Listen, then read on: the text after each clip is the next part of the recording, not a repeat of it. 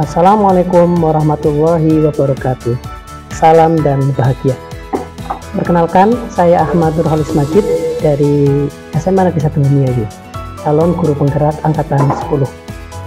Pada kali ini saya akan melakukan diseminasi di sekolah saya terkait dengan materi pokok yang ada pada modul 1.4 pada pendidikan guru penggerak. Adapun materi yang akan saya jelaskan, yang pertama adalah disiplin positif dan nilai-nilai kebajikan universal. Yang kedua adalah teori motivasi, hukuman, dan penghargaan restitusi. Yang ketiga adalah keyakinan kelas. Yang keempat, kebutuhan dasar manusia dan dunia yang berkualitas. Yang kelima, restitusi pada 5 posisi kontrol. Dan yang terakhir, restitusi segitiga restitusi. Itulah ada beberapa subbab yang saya terangkan pada kesempatan diseminasi pada hari ini. Saya berharap kegiatan diseminasi ini akan berlangsung dengan lancar dan bisa memberikan dampak positif, khususnya bagi saya sendiri, umumnya bagi rekan sejawat saya. Demikian perkata pembuka dari saya. Assalamualaikum warahmatullahi wabarakatuh. Salam dan bahagia. Waalaikumsalam warahmatullahi wabarakatuh. Alhamdulillahirobbilalamin. Wassalamualaikum warahmatullahi wabarakatuh. Sayyidina Muhammad wa ala alihi wasallam ajma'in. Rabbi shrah li sadri wa yassir li amri wahlul 'uqdatam min lisani yafqahu qawli. Yang terhormat Bapak Kepala SMA Negeri 1 Bumiayu yang dalam hal ini diwakilkan atau diwakili oleh Ibu Bendahara Boswa, Ibu Kalista SPD. Yang kami hormati Bapak dan Ibu undangan diseminasi disiplin positif oleh calon guru penggerak angkatan 10. Yang kami hormati Sohibul Hajat yang siang ini mempunyai hajat, yaitu Bapak Ahmad Nurholis Majid LPD, dan siswa-siswi SMA Negeri 1 Bumiayu yang membantu proses jalannya video maupun editing nanti. Marilah siang yang panas ini, yang sedikit agak panas Pak Majid yang nanti akan mempresentasikan. Marilah kita bersama-sama mengucap syukur alhamdulillah karena Allah masih memberikan kita kenikmatan, salah satunya adalah nikmat sehat. Banyak orang di sana yang sehat tapi ternyata sudah diambil dulu oleh Allah Taala.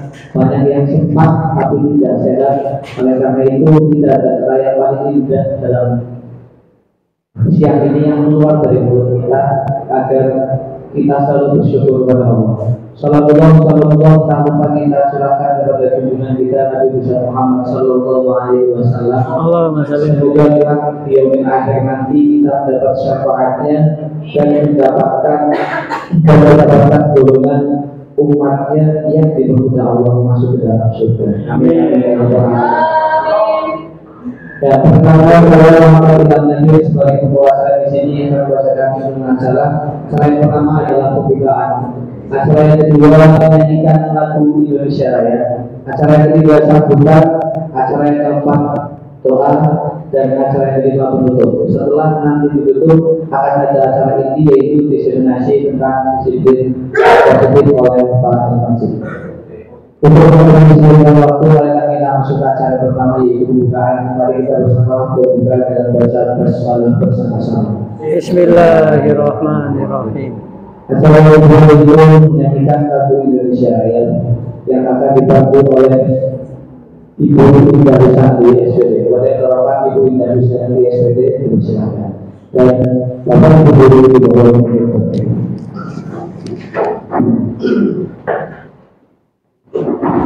Hiduplah Indonesia Raya, Tuhan. Indonesia tanah airku, tanah tumpah darahku. Di sanalah aku berdiri, jadi pandu ibuku. Indonesia kebangsaanku, bangsa dan tanah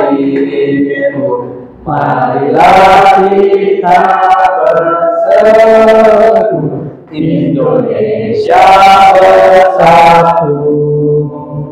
Hiduplah tanahku, hiduplah negeriku, bangsaku, rakyatku semuanya. Bangga jiwanya, bangga padanya, untuk Indonesia Raya.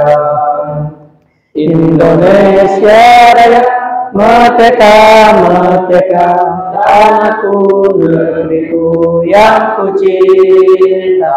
Indonesia Raya, merdeka, merdeka, hiduplah Indonesia Raya.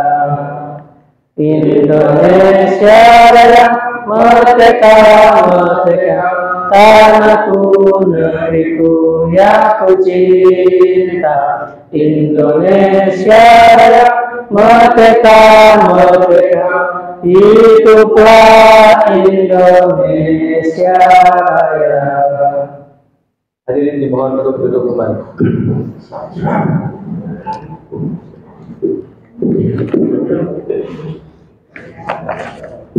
Acara yang juga yaitu sambutan dalam siang hari ini akan disampaikan oleh para sholat yang akan diwakilkan oleh Ibu Kepala Bosisata Negeri 1 Dumai. Kepada yang terhormat Ibu Holisah SPD, kami persilakan.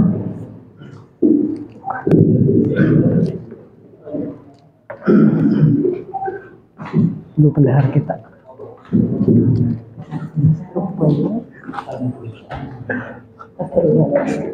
Assalamualaikum warahmatullahi wabarakatuh. Waalaikumsalam warahmatullahi wabarakatuh.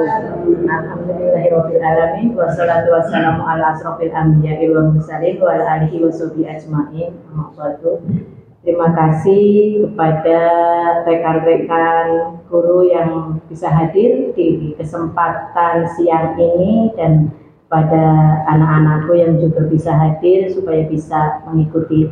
Dan terima kasih sekali kepada calon guru penggerak angkatan ke-10 Bapak Ahmad Nurholis Majid MPD yang pada hari ini diberi kesempatan untuk melakukan diseminasi disiplin positif yang akan diterapkan di SMA 1 Bumiayu ini. Pada kesempatan ini saya tidak akan berpanjang lebar, saya hanya berpesan kepada Pak L selaku CGP yang nantinya akan jadi guru penggerak harus betul-betul bisa menjadi guru penggerak yang bisa menggerakkan disiplin positif, tidak hanya sekedar teori, karena disiplin positif itu tidak perlu diucapkan tetapi adalah dengan tindakan kebiasaan yang nantinya akan bisa diikuti oleh semuanya. Jadi saya berharap mulailah dari disiplin positif itu dari diri sendiri. Kita tahu Pak El itu orangnya rajin, orangnya bagus. Nama ada itu.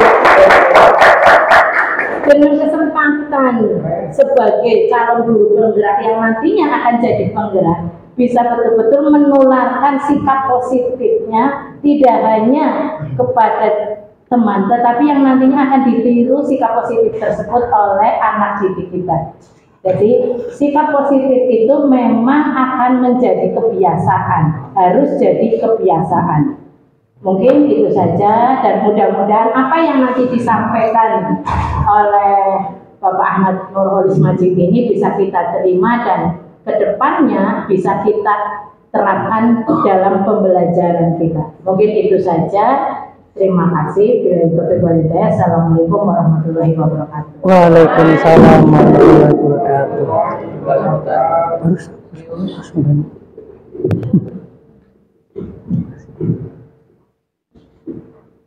Terima kasih disampaikan. Cara yang keempat yaitu doa yang akan dipandu atau dipimpin oleh Al-Ustaz Sayyiduddin oleh Roda Ustaz Sayyiduddin di sini.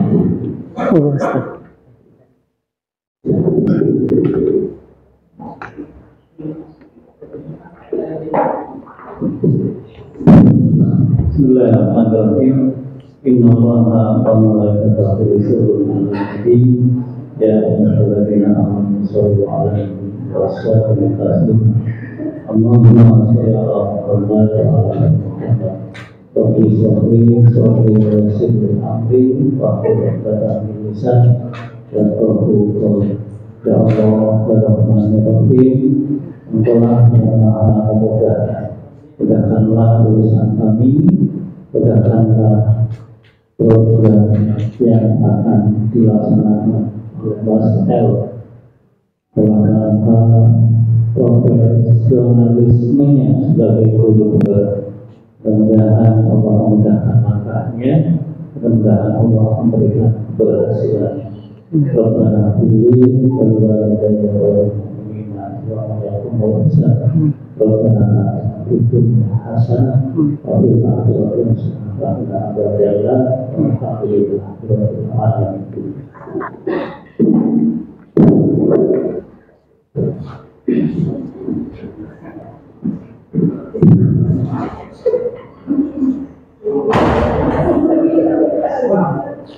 Salah. Terima kasih disampaikan. Acara yang terakhir yaitu penutup, namun sebelum acara hari ini ditutup, sekedar informasi Bapak Ibu saya adalah waktu dan tempat kami persilakan sepenuhnya kepada Mas Ahmad Nurholis Majid untuk menyampaikan bagaimana budaya positif sebagai diseminasi aksi nyata untuk 1.4 di calon guru penggerak angkatan 10. Marilah kita tutup siang hari ini dengan baca hamdalah bersama-sama. Alhamdulillah. Dalam minta maaf, saya ini Assalamualaikum warahmatullahi wabarakatuh. Waalaikumsalam. Monggo yang ada di meja bisa disampaikan dulu, di bawahnya ada amplop. Baik. Assalamualaikum warahmatullahi wabarakatuh. Saya kalau ngomong senangnya berdiri, karena saya senangnya berdiri. Oke,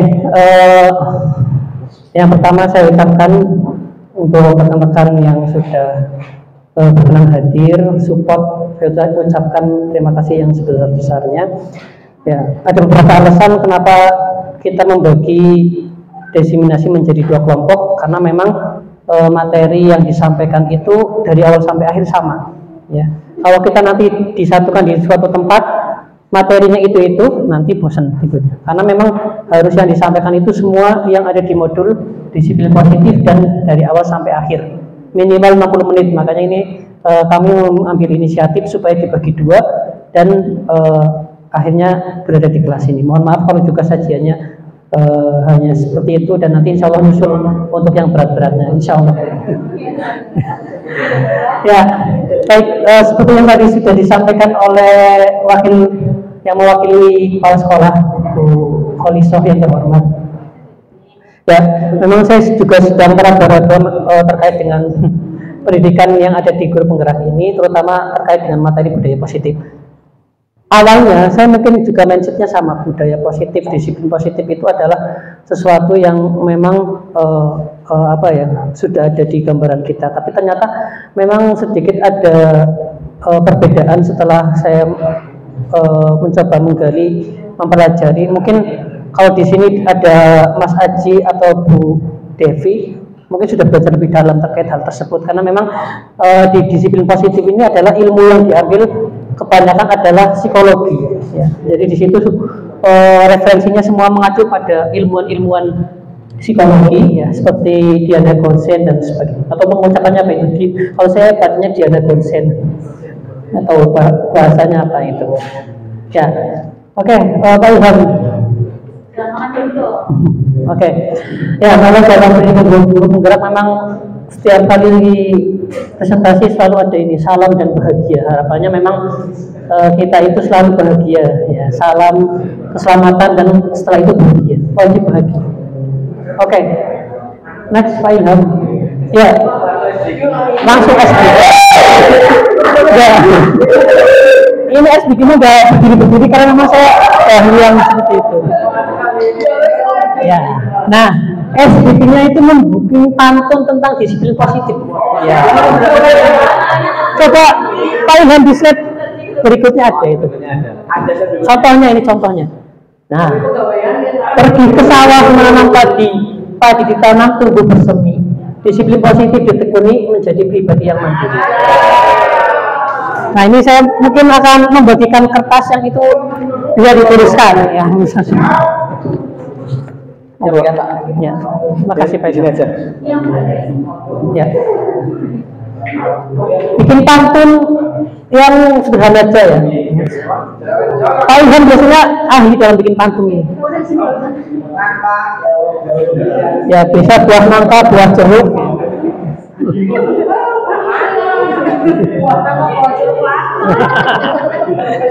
Buah nangka, buah jeruk dalam bentuk salad.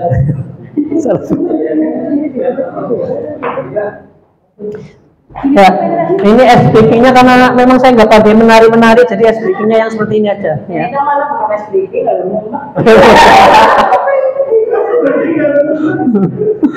Ya, ini Bu Marisa inspirasinya biasanya luar biasa ini.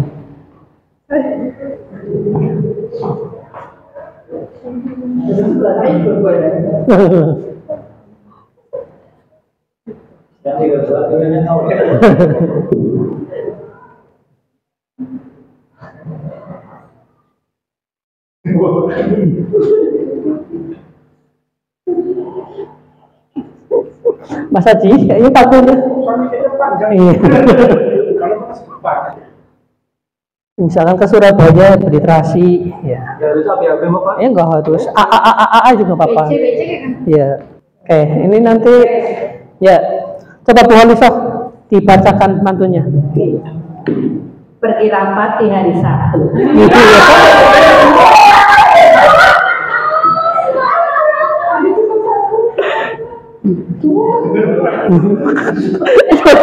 Lanjutkan, silakan lanjutkan. Bawa tenda ke depan pintu. Iya, cakep. Terus lanjutannya. Disiplin tempat, disiplin waktu, itulah tanda insan bermutu.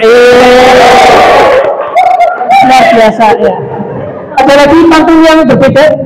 Ya, oke. Mbak Kalista ini kayaknya pantunnya luar biasa ini. Libur sekolah hari Selasa. Iya, cakep. Liburnya sampai Sabtu. Cakep. Salah satu kunci bahagia berpikir positif setiap waktu. Iya. Ada lagi kajian, barangkali kajian atau padani barangkali. Jangan dulu. Supaya lebih. Oke, mungkin punya saya sangat sedikit Pak. Iya. Pakai abu-abu. Iya.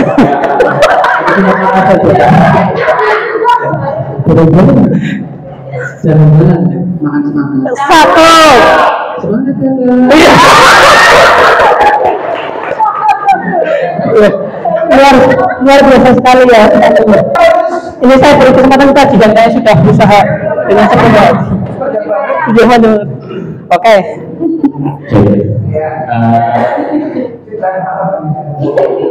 Terima kasih untuk waktunya. Untuk pantun disiplinnya, mungkin ini bisa diaplikasikan kepada anak didik kita, ibu-ibu, bapak-bapak. Iya, jadi supaya semangat. Oke, pantunnya ini, anak kucing mengejar tikus, tikus berlari beririt-irit. Cakep. Jika belajar tidak serius, menjadi pintar pun makin sulit. Hebat ini. Paji.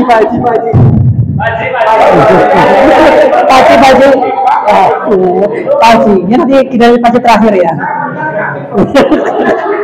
Ya baik.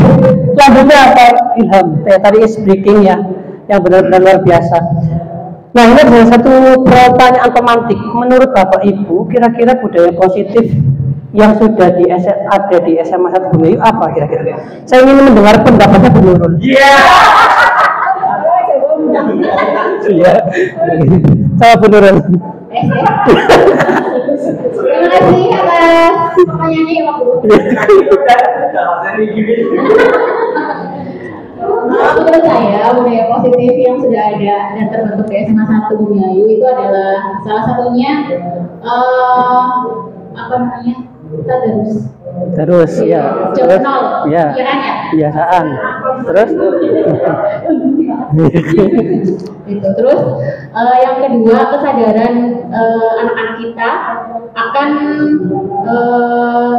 sholat berjamaah. Mungkin itu adalah salah satu hal yang menurut saya sudah terbentuk dan menjadi rutinitas kegiatan sehari-hari dan sudah mulai menjadi habit atau kebiasaan. Terima kasih Bu Ellen. Kalau tadi suaranya itu suara berapa? Saat ini saya ingin mendengar lagi. Ini tadi Pak. Terima kasih Pak.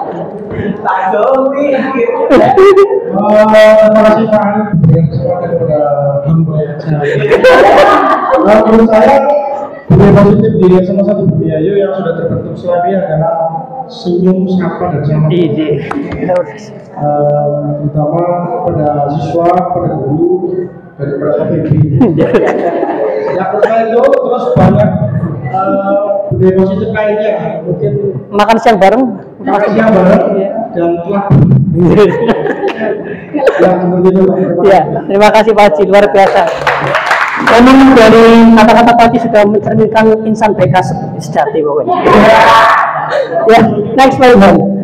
Oke, materinya padat sekali, tapi nanti saya mencoba untuk simpel karena materinya dari A sampai 6 materi sebetulnya itu. Ya, yang pertama adalah disiplin positif dan nilai-nilai kebajikan universal. Coba, kalau nilai-nilai kebajikan universal itu apa? Barangkali ada yang sudah pernah tahu istilahnya itu.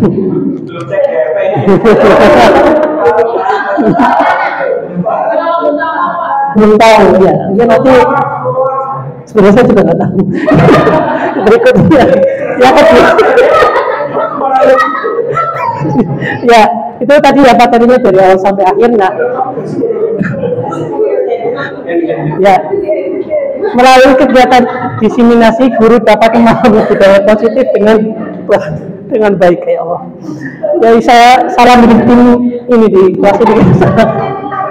Oke, ya pertama adalah terkait dengan disiplin positif dan nilai-nilai kebajikan universal. Stop dulu kalian jangan. Nah, oke. Setiap insan dimanapun ya di belahan bumi manapun itu memiliki nilai yang itu dipercayai oleh semua umat, semua agama, ras, suku, bangsa, negara, terus seperti provinsi, terus kabupaten dan seterusnya lah itu pokoknya. Itu semua orang pasti punya kepercayaan yang sama. Kalau saya bilang keadilan, kira-kira semua orang ingin atau mungkin cinta sama keadilan enggak? Iya. Pasti. Nah terus yang berikutnya adalah tanggung jawab. Setiap orang suka enggak kalau ada orang yang bertanggung jawab? Suka. Nah kira-kira kalau saya misalkan agamanya Kristen, yang lain agamanya Buddha, kalau ada orang yang bertanggung jawab, kira-kira suka enggak? Suka. Nah itu namanya adalah nilai kebajikan universal, nilai yang dipercayai oleh semua orang. Dan itu adalah menjadi landasan manusia dipandang sebagai manusia gitu. Makanya ada istilah bahasa itu memanusiakan manusia. Nah, karena kalau di dalam terminologi bahasa Arab ya bahasa Arab ini itu ada istilah al-insanu hayawanun natik ya. Itu ada istilah seperti itu. Artinya apa Bu Nurul? Ya, bahwa manusia itu adalah hewan yang berakal. Artinya tanpa akal, tanpa nilai kebajikan kita tidak lebih baik dari hewan. Oke. Next dulu. Ya, setengah ceramah setengah. Oke. Ibu Bapak sudah berdua semua ya, berdua. Oke. Misalkan silakan Bapak Ibu tentukan mana yang menjadi si A, mana yang menjadi si B. Dengan perintah ya ada A dan B, Anda dan teman Anda sobeklah cari kertas kecil. Ya, sobek itu ada kertas itu. Silakan disobek. Ya berdua ini. Nah, tulislah benda atau sesuatu yang sangat berharga untuk Anda. Ya, silakan. Misalkan X-Max 40 juta ya, Benda? Ya. Benda atau tidak benda? Boleh benda, boleh kesayangan ya. Misalkan Ananda Ilham ya. Ariza ya itu apa itu. Ya, apapun itu yang menurut panjenengan itu adalah sebagai benda yang berharga. Oke. Nah, letakkan di salah satu tangan Anda dan genggamlah benda itu. Nah, buatlah sebuah kepalan. Kemudian ada teman sebelah Anda membujuk. Misalkan Mas Haji ya di sini X make 40 juta. Nah, ternyata kajian bilang tadi saya kan ya. Kajian punya Ninja 250 cc. Kira-kira mau tuker enggak gitu. Sampai kalau bisa Mas Haji menukar benda itu berarti Mas Haji bukan benda yang paling disayangi. Silakan coba dibujuk Mas Haji supaya mau membuka kepalan tangannya dengan apapun, misalkan Ji ya, silakan satu yang berperan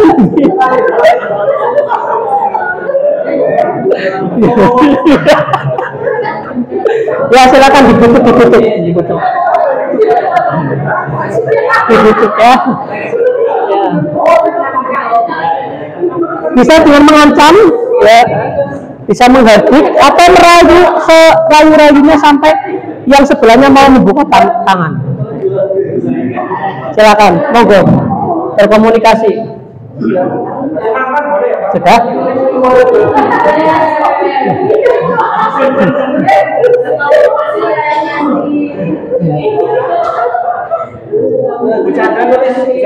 Bu Chandra nulis apa misalkan?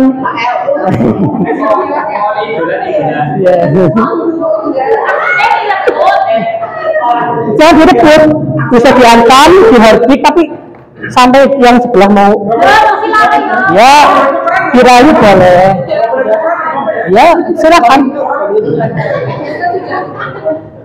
Nah, Mbak Kalista ya, Mbak Kalista punya sesuatu yang paling dihargai ya di sini.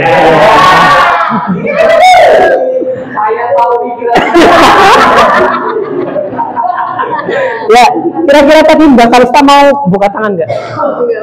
Ya, apa yang disampaikan Bu Devi tadi ketika merayu Mbak Kalista? belum merayu. Harusnya aku bilang gini, lantah papa nih.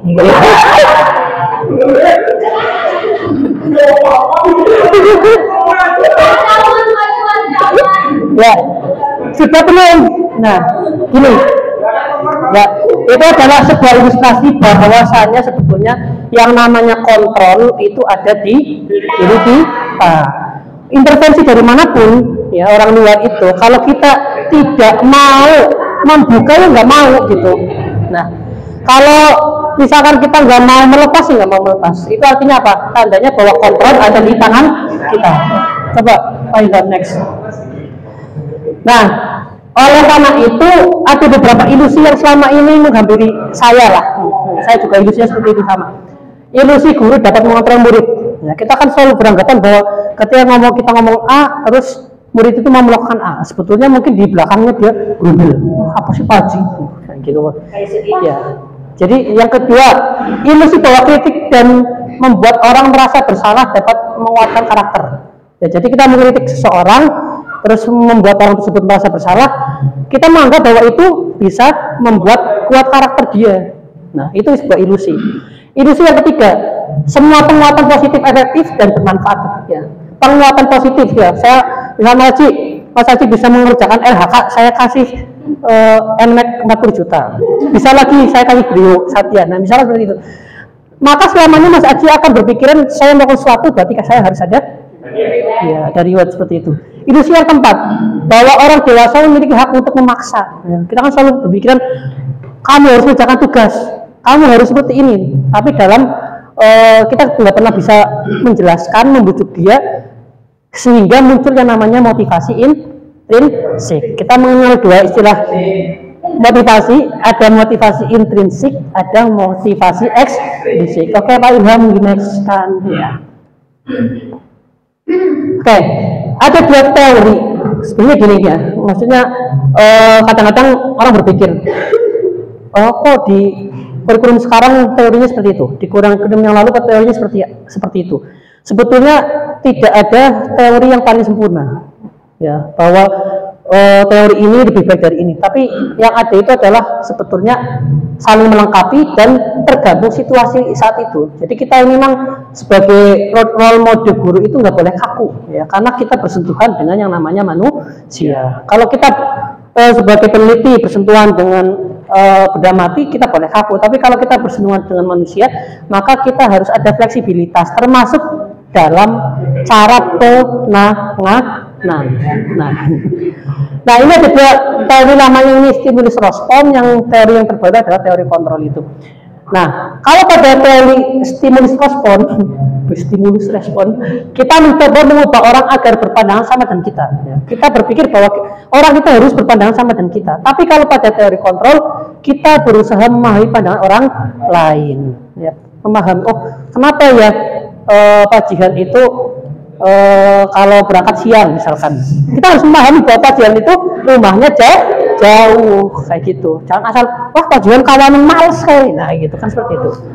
Itu namanya justifikasi sepihak.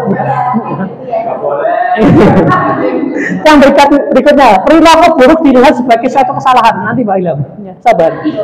Semua perilaku memiliki tujuan. Kita selalu beranggapan bahwa perilaku buruk itu pasti salah.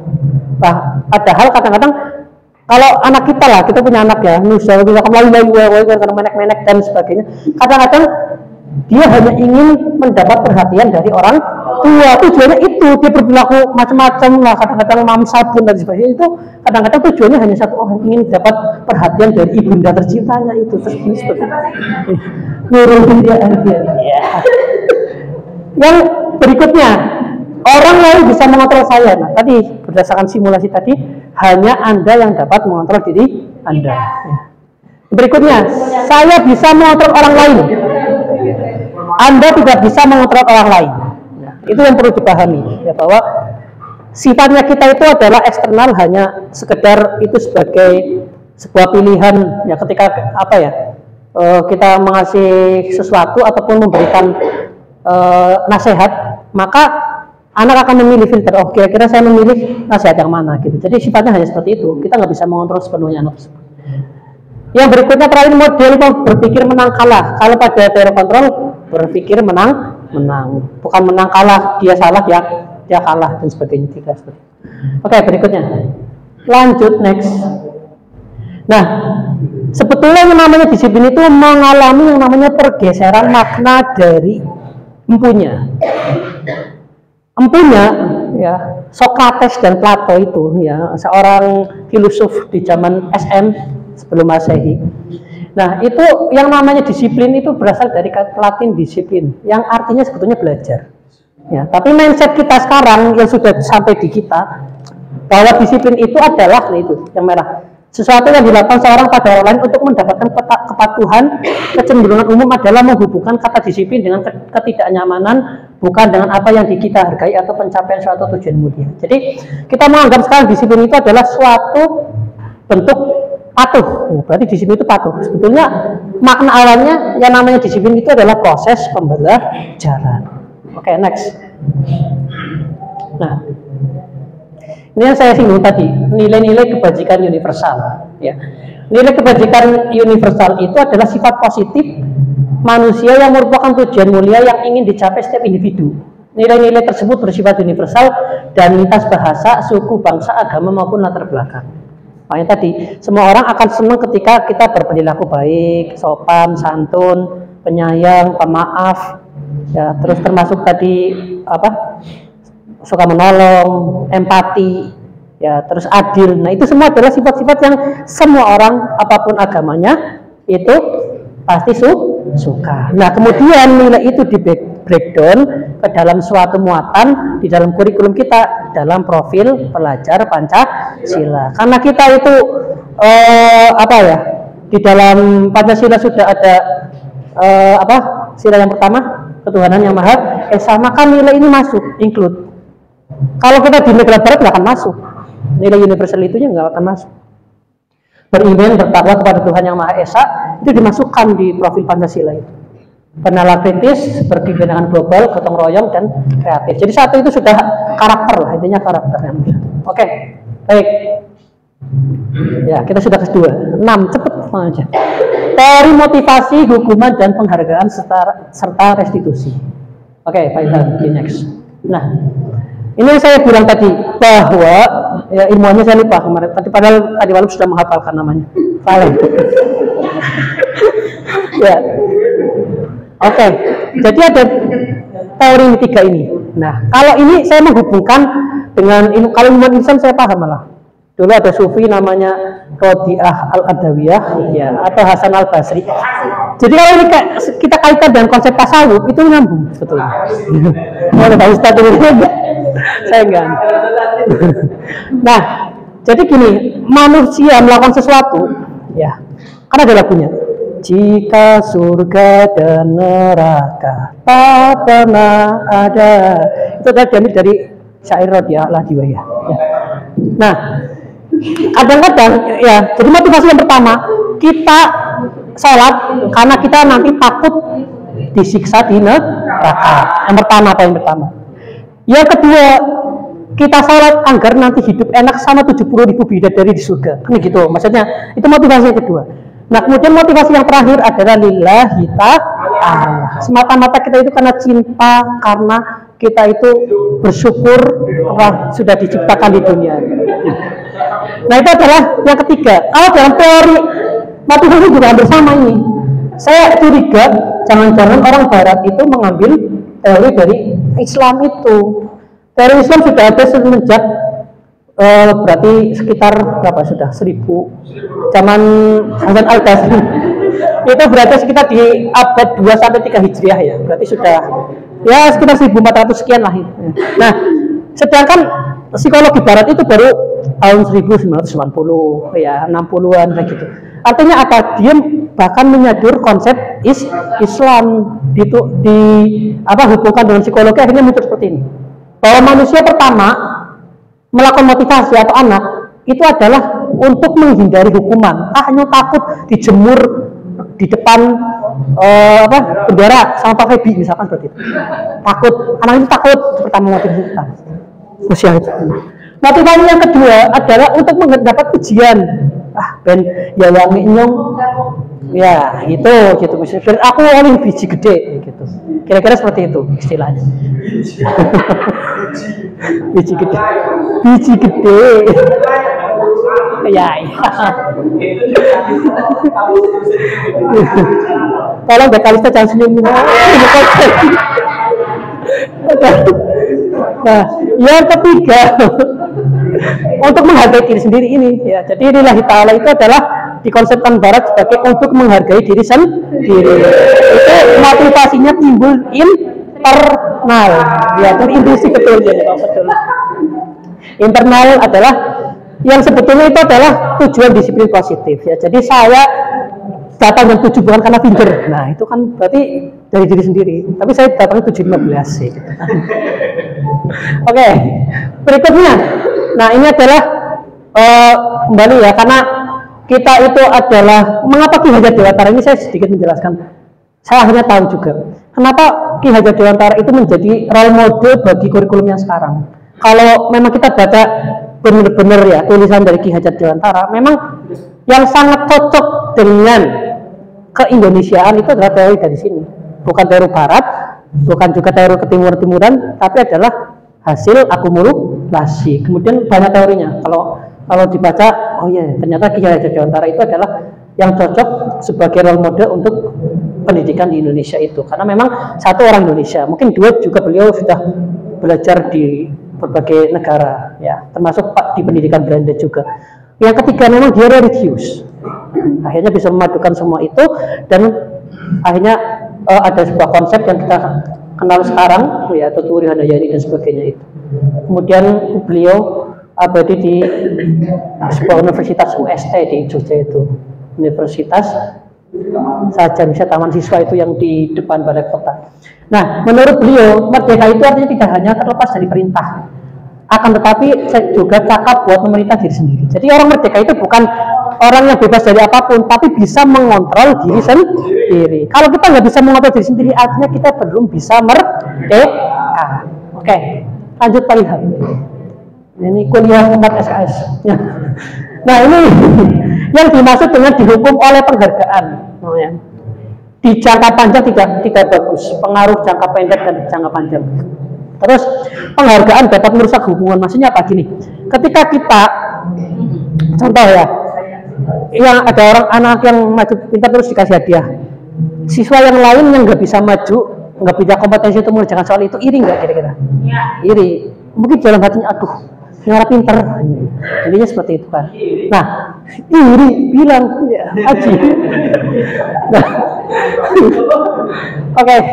Nah, berikutnya, Pak Ilham langsung. Nah, makanya ketika teori penghargaan itu diganti dengan istilah yang lebih halus, namanya adalah program kebajikan atau apresiasi.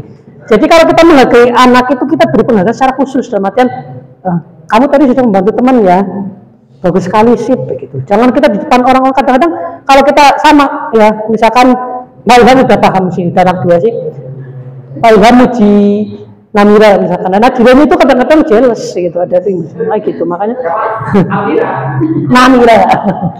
Oke. Yang kedua, beri pengakuan secara pribadi, ya. Yang ketiga, beri pengakuan pada semua murid secara bergantian. Jadi siapapun dipuji, ya. Maksudnya yang ada di kelas itu sesuai dengan dipuji, ya, sesuai dengan kemampuan dia. Maksudnya yang satu bisa badminton share pentok, ya Bapak. Kamu bisa badminton share pentok, ya. Yang satunya bisa matematika dipuji kimia. Jadi kita menghargai setiap individu, keragaman individu yang ada di kelas tersebut, ya. Yang berikutnya, beri pengakuan secara konsisten, ya, hari ini bilangnya A, terus besok muji lagi ternyata Z, ya. Misalkan yang tadi bisa nyesal pentok dipuji, kamu sudah bisa poli ya, padahal nggak bisa poli sama sekali, misalnya. Nah, terus kemudian fokus pada proses, harus sabar memang, ya. Kunci disiplin positif itu kita membuat budaya positif memang harus memerlukan waktu yang lama, makanya nanti intervensinya harus banyak dan memang capek. Kalau mau instan ya tadi, ya nggak masuk, zaman dulu memang instan, tapi memang ya makanya seperti itu. Mungkin orang-orang ketika saya ingin menyampaikan ini di guru yang lebih senior, pemahamannya sudah lain, ya, karena kalau yang udah gen Z kalau gen A sana ya udah paradigmanya sudah beda, kan susah itu, ya, karena zamannya waktu sekolah dicepat dipakai itu, pakai apa? Pakai penggaris, pakai sapu aja salah lah. Itu korbannya tuh, tangannya saya benjol tadi ya. Oke, berikutnya. Nah, ini contoh memberi apresiasi. Nah, pembukanya ya ini kan kemarin saya perhatikan. Nah, nilai kebajikannya apa? Empati. Rasa empatimu besar sekali ya pada saat menolong murid baru di kelas kita. Berarti ada 3. Pertama, basa-basi, ya. Pertengahan itu kita ucapkan nilai kebajikan yang sudah dilakukan. Terakhir situasinya apa? Gitu. Nah, yang kedua, saya menghargai kepedulianmu pada saat kamu membantu teman-temanmu di tugas kelompok. Anak itu diberi seperti itu juga seneng. Nggak harus kita ngasih coklat kayak gini, enggak. Dikasih seperti itu anak lebih berharga. Oh, kemarin Pak El muji saya ya, Pak Jihan, aduh, jadi gagahan ya. Nah, terus kemudian terima kasih untuk rasa tanggung jawabmu pada saat kamu memungut kertas-kertas yang berserakan di lantai. Nah, itu contoh kita ketika memberikan apresiasi. Next, Pak Ilham. Oke. Nah, ini ada sedikit kuis-kuis ya. Yang pertama, kalau mencatat 100 kali di dalam buku kalimat, saya tidak akan terlambat lagi karena terlambat ke sekolah, kira-kira hukuman apa konsekuensi? Benerul? Biar nggak ngantuk. Kalau benerul, kenapa hukuman? Ya, lah.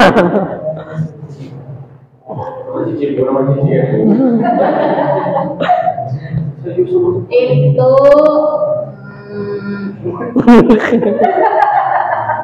Apa benerul apa itu hukuman apa konsekuensi? Itu konsekuensi kalau menurut saya. Oke, konsekuensi. Iya. Ada yang punya pendapat yang lain? Dini. Ayo, Dini. Mau Bu Dini? Kalau menurut saya kayaknya hukuman. Oke. Mengapa Pak Ustadz bilang hukuman? Mungkin itu. Kasihan. Karena apa Pak Ustadz? Karena membuat konsekuensi anak itu tidak nyaman untuk melakukan itu. Oke. Kira-kira mana jawabannya? Konsekuensi apa hukuman? Hah? Konsekuensi. Hukuman. Pak Bepi. Kalau menurut saya konsekuensi, Pak. Konsekuensi. Pak Haji. Konsekuensi itu sekali. Apa? Saya itu sebuah konsekuensi. Konsekuensi. Alasannya apa, Pak? Alasannya Mencalon satu kali di dalam buku kalimat saya tidak akan terlambat lagi karena terlambat ke sekolah. Hukuman apa konsekuensi? Kira-kira kalau mencatat 100 kali itu ada relevansi dengan terlambat enggak? Enggak. Ada relevansi enggak? Nah, enggak kan? Nah, jadi nanti di belakang yang namanya cirinya konsekuensi itu yang pertama adalah sudah kesepakatan, yang kedua itu adalah relevansi dengan hukuman. Misalnya gini, saya dihukum lari muter papan bola pelajaran PJOK. Nah, itu namanya konsekuensi karena relevan dengan pelajaran saat itu. Nah, makanya ini menurut instruktur saya itu. Menurut instruktur saya yang pertama itu adalah hukuman karena nggak ada relevansinya. Pokoknya benar tadi itu. Dan menyentuh kepada hal yang berikutnya yang belum saya jelaskan, membuat anak tidak nyaman dalam waktu yang lama. Jadi kalau setelah konsekuensinya apa? Ya kalau sudah disepakati, iya kalau sudah. Sebenarnya gini, nggak masalah. Kalau itu sudah tertuang dalam peraturan sekolah dan sudah disosialisasikan siswa, guru, jadi kesepakatan, nggak masalah. Itu sudah jadi konsekuensi. Beda halnya kalau kita memberikan hukuman tapi acak gitu loh, maksudnya belum tertuang gitu. Misalkan hukuman suruh ngangkat, ya misalkan kamu terlambat besok, ngangkat pasir di tempat saya gitu, misalkan seperti itu kan nggak ada relevansinya sama sekali. Gitu. Berarti kalau disepakati boleh ya, Pak? Kalau kesepakatan boleh, kalau sudah disepakatan di awal. Tertuang dalam kesepakatan. Kalau yang penasaran Bapak ya. Kenapa? Saya kemarin ada anak yang terlambat pelajaran saya. Iya. Saya hukum menulis astagfirullahaladzim.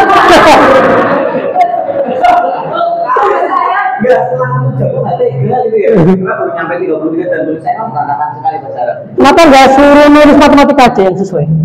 Ya itu makanya. Nah itu, iya jangan soal. Iya. Berarti kan nggak harus relevansi saja. Iya, nggak harus relevansi berlaku kalau sudah disepakati. Akan lebih baik kalau itu relevan. Berarti kalau misalkan Pak Ilham menghukum anak suruh nulis matematika itu juga kalau misalkan tidak. Ya kalau belum disepakati itu adalah hukuman. Berarti tidak boleh memberi hukuman. Kalau konsekuensi tidak masalah ya. Kalau konsekuensi boleh. Ya, karena sudah disepakati. Makanya memang kan di paradigma nanti ada keyakinan kelas juga kan. Keyakinan kelas atau kesepakatan kelas itu adalah sesuatu yang sudah disepakati termasuk peraturan. Karena mungkin saya agak lama di pembinaan OSIS ya, jadi saya agak paham terkait dengan peraturan.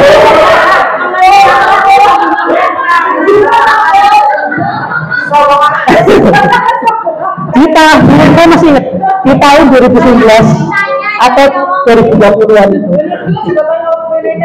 Testimoni. Ya. Dulu ada seorang mahasiswaan yang itu sudah melakukan ini. Namanya Pak Budi Laksono. Saya masih ingat.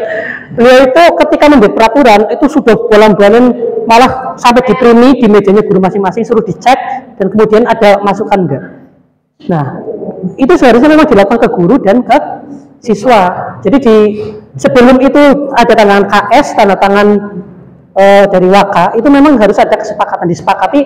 Nah, mungkin nanti siswa diwakili siapa seperti itu. Nah, itu nanti kalau sudah sebuah kesepakatan itu sudah berubah menjadi yang namanya konsekuensi. Gitu. Ya. Untuk yang poin 1 itu bisa dikatakan konsekuensi juga dong. Kenapa? Bisa dikatakan konsekuensi juga. Iya, kalau menurut itu ya, merujuk.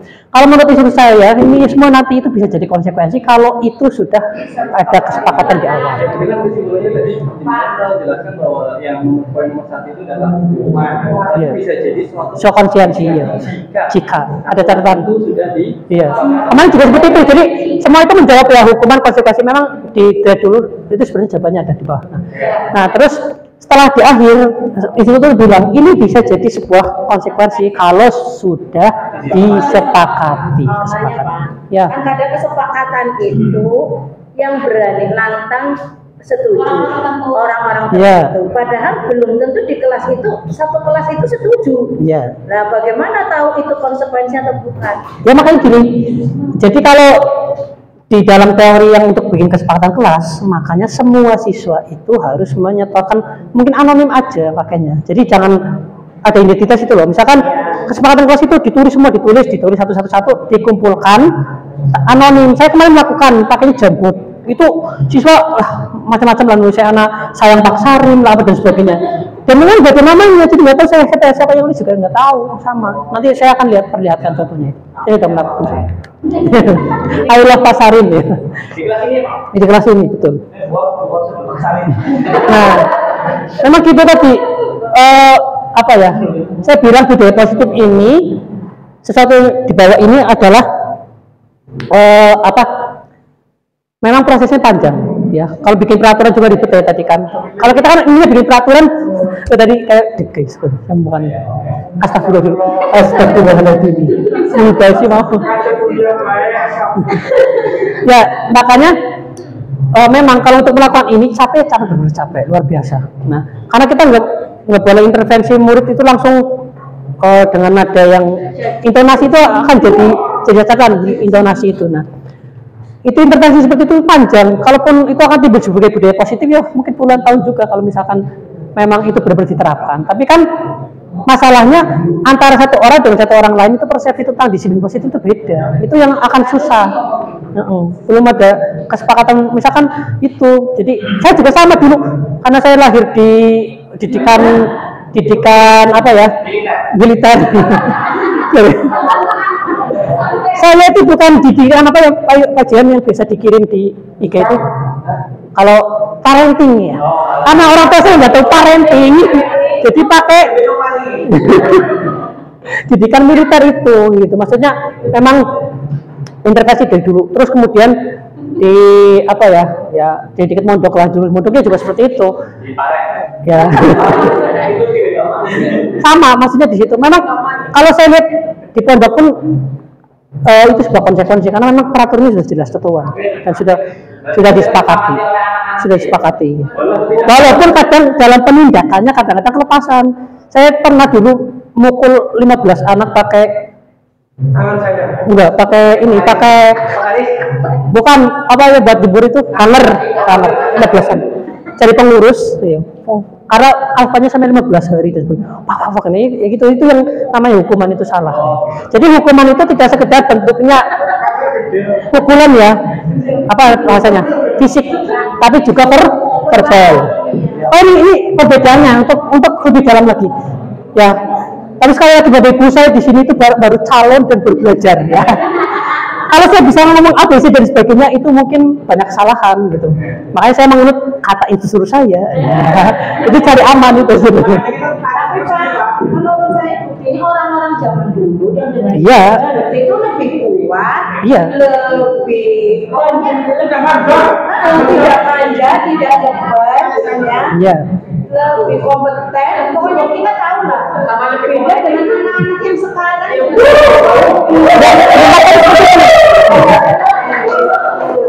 Ya saya juga mengakui dulu itu kan gini, makanya Rasulullah bilang didiklah anak sesuai dengan zamannya.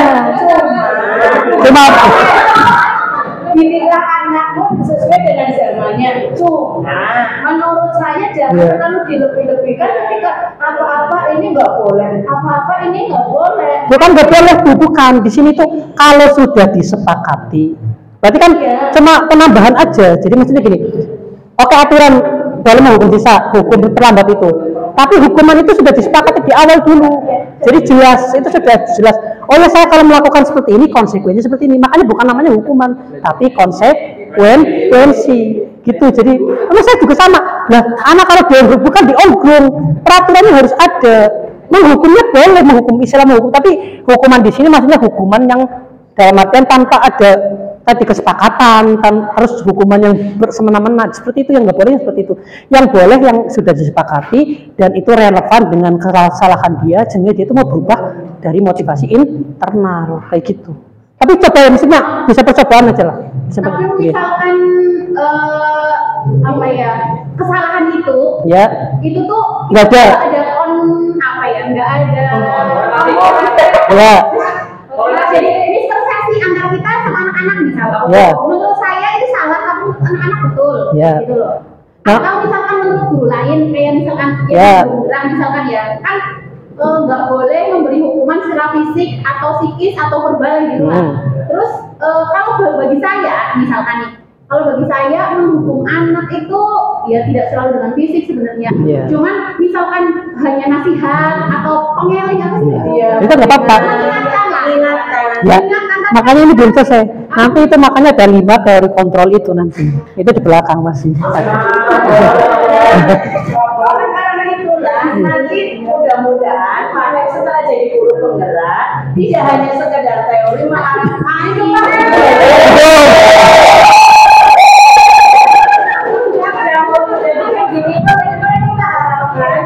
Ketika jadi guru penggerak, benar-benar memberitahukan kepada kita bahwa ibu guru kenapa nggak boleh kayak gini, karena harusnya seperti jangan sedikit-sedikit kita mau nggak boleh jadi guru penggerak itu yang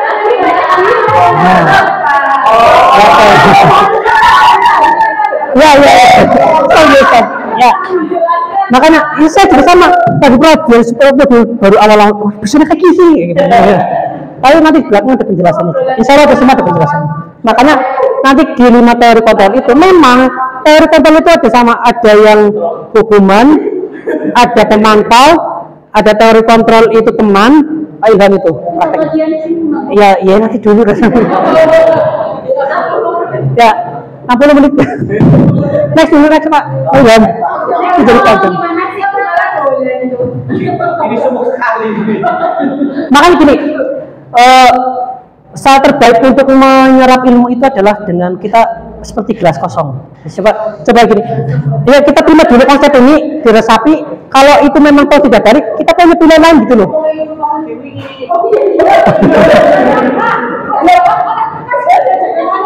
Ya. Jadi Pak, mungkin gini, mungkin garis besarnya saja.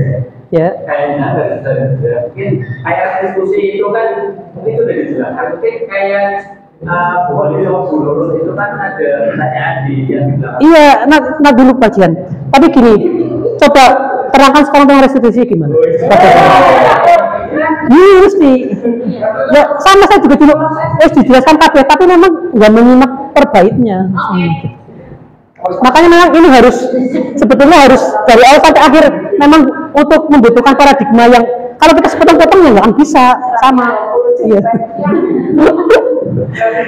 Ya. Ya.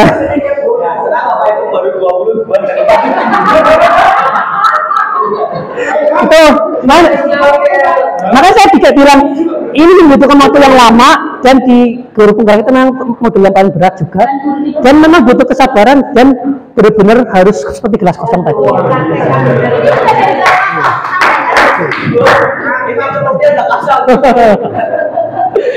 Ya oke. Ya terkait dengan restitusi ya. Ya kita next ke restitusi. Hukuman, konsekuensi, restitusi. Hukuman itu di bagian negatif, konsekuensi di bagian tengah, restitusi adalah bagian positifnya. Itu menurut yang ini, menurut modul ini ya. Bukan menurut saya ini, bukan menurut saya. Saya nggak punya teori apapun. Nah, untuk yang restitusi ini harapannya ketika anak melakukan kesalahan, dia bisa memperbaiki dan bisa kembali menjadi orang yang pede gitu. Gamanya kalau ini konsep tobat lah, gamanya kalau di agama itu. Ya, di agama kita mengenal konsep tobat. Kira-kira tobat itu yang seperti apa? Pertama mengakui kesalahan, ya kan?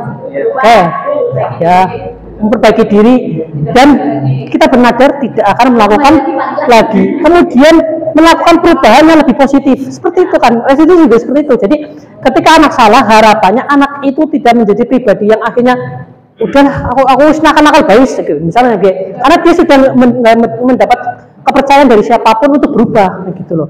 Harapannya tadi ya prakteknya tak angel mumet dan nah tapi secara konsep itu restitusi itu adalah ketika anak melakukan kesalahan harapannya anak bisa memperbaiki dan mengganti sesuatu. Tapi kalau konsekuensi itu korbannya nggak dihitung ya. Misalkan kita membuat anak nangis ya, kalau di konsekuensi itu mungkin kamu menjadi teman, konsekuensinya kamu dapat poin 5 seperti itu. Tapi di restitusi itu apa yang bisa kamu lakukan untuk memperbaiki kesalahan? Misalkan ngirim kue kayak apa ke teman itu dan sebagainya, itu nanti ada tindakan setelah itu gitu loh. Itu yang namanya konsep restitusi. Harus bisa dibedakan hukuman, konsekuensi dan restitusi. Next, mungkin kayak dalam psikologi guys. Aku ya bingung sebenarnya, tapi mungkin lebih baik. Tapi saya ini jujur, ketika kemarin saya kena kasus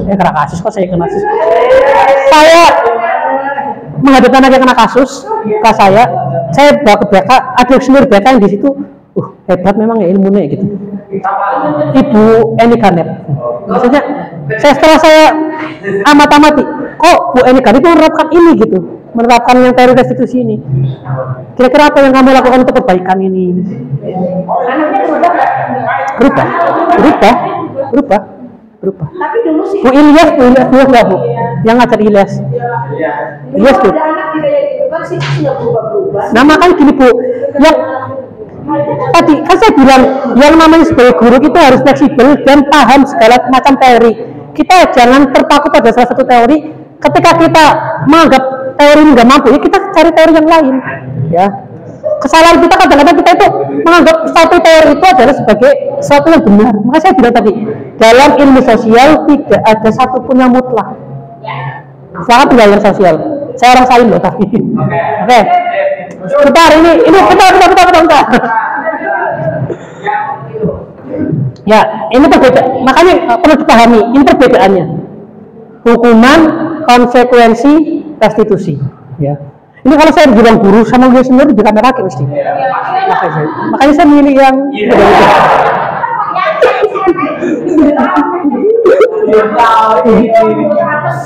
Ames, tapi saya tahu bolot. Tapi Ames, balik-balik yang penting. Lagi senior ya, ada senior BK itu luar biasa. Nah, hukuman sesuatu yang menyakitkan harus terjadi, konsekuensi sesuatu yang harus terjadi. Kalau restitusi itu merupakan pilihan, ya pilihan nanti ke bawahnya kita lihat di sini prosesnya. Tujuan konsekuensi adalah apa? Restitusi adalah menguatkan untuk murid anak dalam jangka waktu yang panjang. Kalau ini konsekuensi hanya dalam waktu yang pendek, ya, karena kita nanti dalam restitusi itu bertanya apa yang bisa kamu lakukan untuk memperbaiki ini, caranya bagaimana, ya.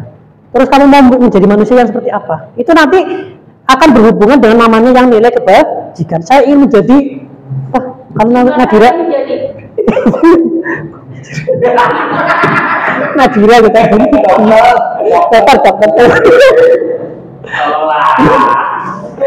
Ya, oke, lanjut nanti saya kirim slide-nya biar dibaca lah. Oke, nah ini ciri-cirinya restitusi tadi. Ada 9 ciri. Yang pertama, bukan untuk menebus kesalahan, namun untuk belajar dari kesalahan. Menebus kesalahan, belajar dari kesalahan. Penting nggak belajar dari kesalahan? Penting. Iya, ya kan. Kalau kita salah, yang namanya kadang-kadang ya ibu-ibu misalkan membuat resep kue, ya donat gitu. Gagalnya banyak dulu, tapi dari kegagalan itu kita akan belajar. Oh ternyata mayonesnya kurang, kan ya? Oh mayonesnya beda.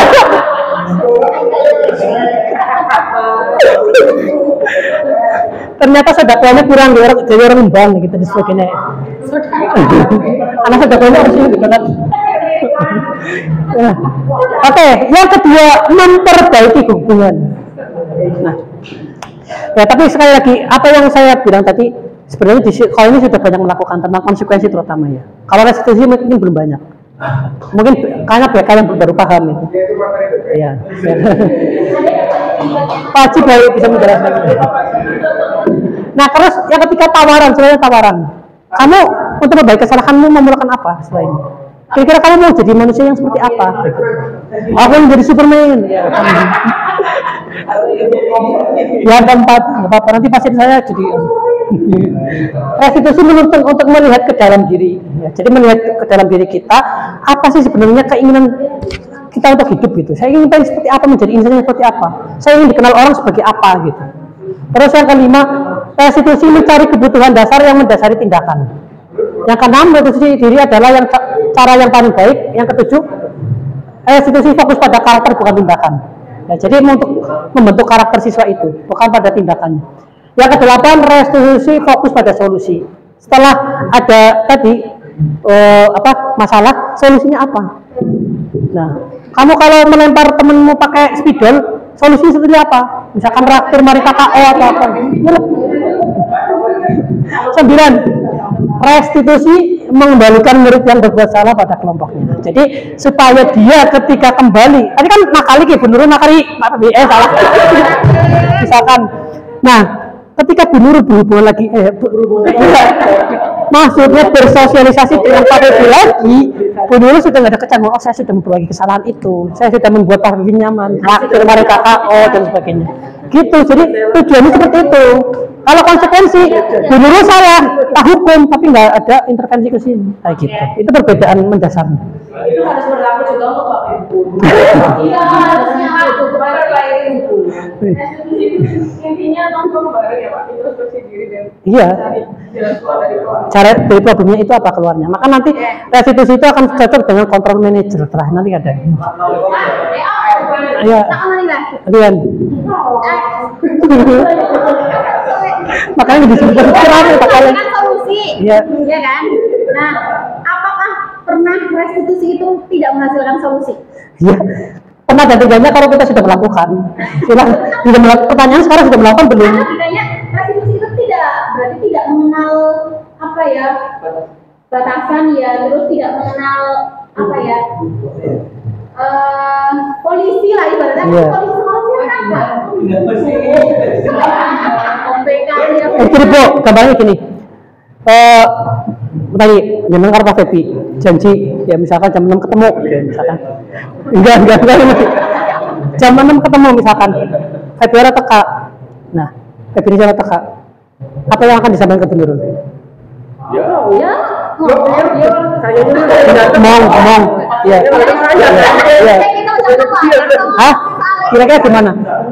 Buang muka ini udah kan kebetulan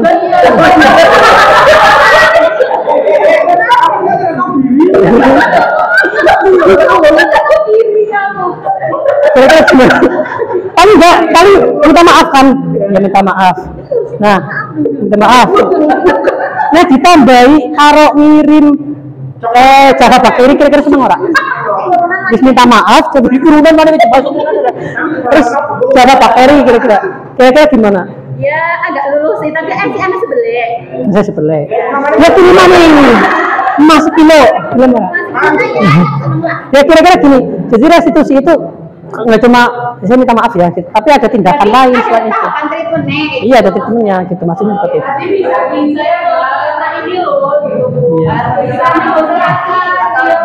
sama tentunya dalam nongkrong. Nanti sama saja. Iya. Isu tidak gitu. Oke. Tentang keyakinan kelas ya, keyakinan kelas video bela saya membentuk keyakinan kelas. Enggak, gini. Ini ke pertanyaan matematik saja.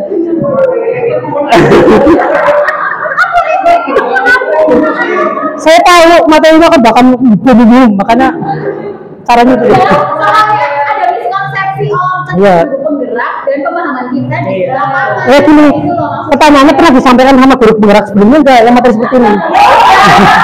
Enggak, maksudnya pemahamannya sampai enggak? Disampaikan hanya diseminasi saja, di giliran di prakteknya enggak. Nah, iya, kalau saya sendiri ya, maksudnya pemahaman. Ketika saya hanya mendapat diseminasi,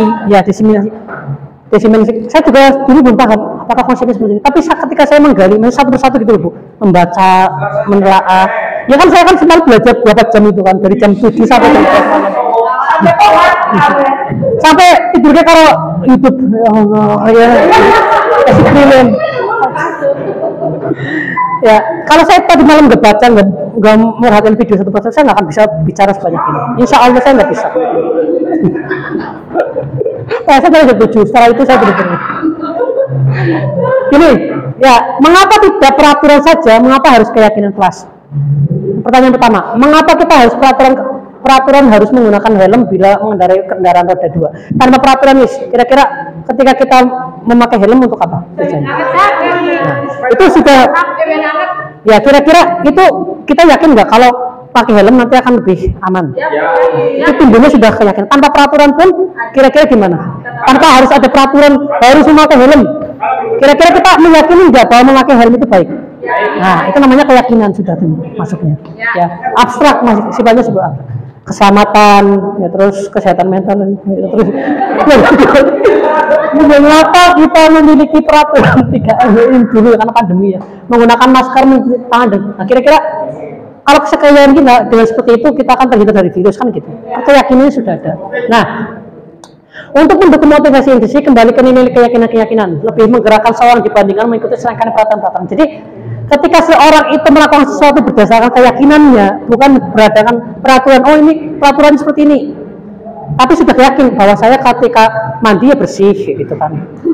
Kita tidak butuh aturan harus makan siang, tapi kita yakin dengan makan kita akan sehat kayak gitu.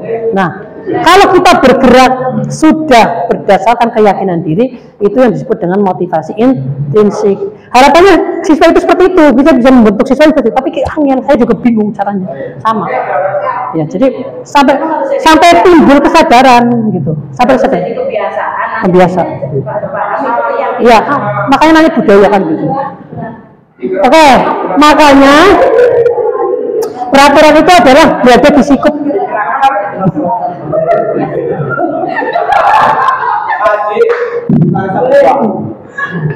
Bagus, iya. Peraturan kelas itu di dalam. Lebih tinggi lagi itu keyakinan. Setelah menjadi keyakinan itu akan timbul di sini adalah lingkungan positif. Setelah itu baru menjadi budaya. Jadi peraturan itu memang ada, untuk membuat budaya perlu ada peraturan. Makanya bukan kita menafikan peraturan, tapi peraturan itu berada di skup yang lebih rendah. Kira-kira dijelaskan nggak seperti itu dulu ya? Saya nggak tahu, saya nggak ingat soalnya. Oke. Berikutnya. Oke, ini nggak usah. Videonya di YouTube nih.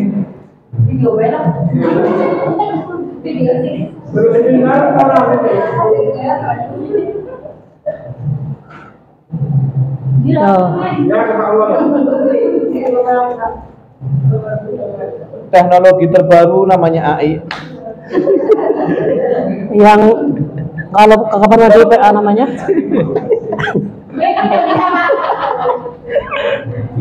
Video ini ulang, video siapa sih?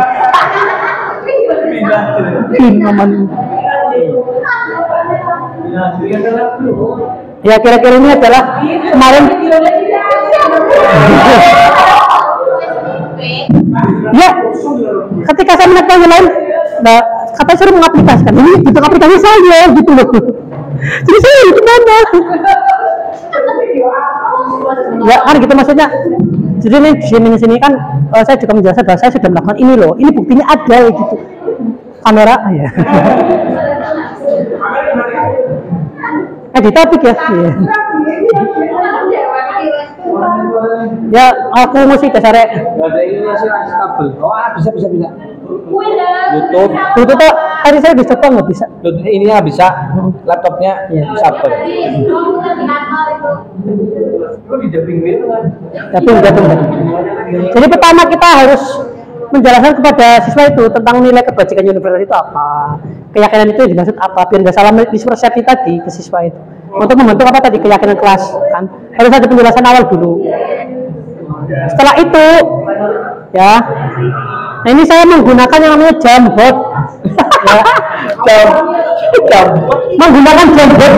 Ya, jadi siswa mengirim ini yang keyakinannya ditempel-tempel itu ke laptop itu dari HP-nya masing-masing menggunakan namanya Jamboard. Ya. Jamboard. Ini ada lagi apa? Apa? Bukan. Mas Solis pernah pakai HP. Loh, itu kok kelasnya kotor banget toh? Ini yang kemarin ini. Ini pas open belum manusia dibersihkan. Nah itu sukses. Itu bukan demosi. Oh itu aku saya Nah ini belum baru bikin keyakinan nih soalnya, belum yakin jadi. Selalu kompak itu kan itu memang timbul dari anak semua. Nanti kita resume beberapa hal ya keyakinan itu menjadi. Nah kalau bisa itu ditempel di kelas. Oh ya, ketika melakukan kesalahan misalkan jadi temen ya. Kira-kira kamu melanggar keyakinan yang mana? Melanggar keyakinan yang rasa aman. Jadi memang agar apa ya, bahwa siswa itu dia itu dengan sendiri terbangun bahwa mengganggu teman itu nggak baik, karena mengganggu ketenangan. Kalau saya diganggu itu saya juga nggak suka kan seperti itu. Jadi kadang-kadang untuk intervensi perilaku tertentu, ya misalkan kamu jahil, coba kalau kamu dijahili suka nggak? Karena gitu. Kembali lagi ke diri sendiri. Nah itu malah menjahili ya Pak. Nah itu poin-poinnya ya nanti dirangkum dan nanti ditempelkan sebagai keyakinan kelas. Apa bedanya dengan kesepakatan kelas? Beda. Tidak boleh makan minum selama pelajaran. Nah itu namanya kesepakatan kelas. Kalau keyakinan itu lebih abstrak nilainya tadi. Saya yakin bahwa saya mencintai damai, berarti nggak boleh mengganggu teman. Artinya seperti itu. Jadi operasionalnya itu ada di keyakinan ke kelas, tapi abstraknya adanya di apa tadi? Di keyakinan, kesepakatan operasionalnya. Operasional. Angel kan? Yang nyebut. Oke. Nah ini waktunya tidak sih. Balik materi lagi.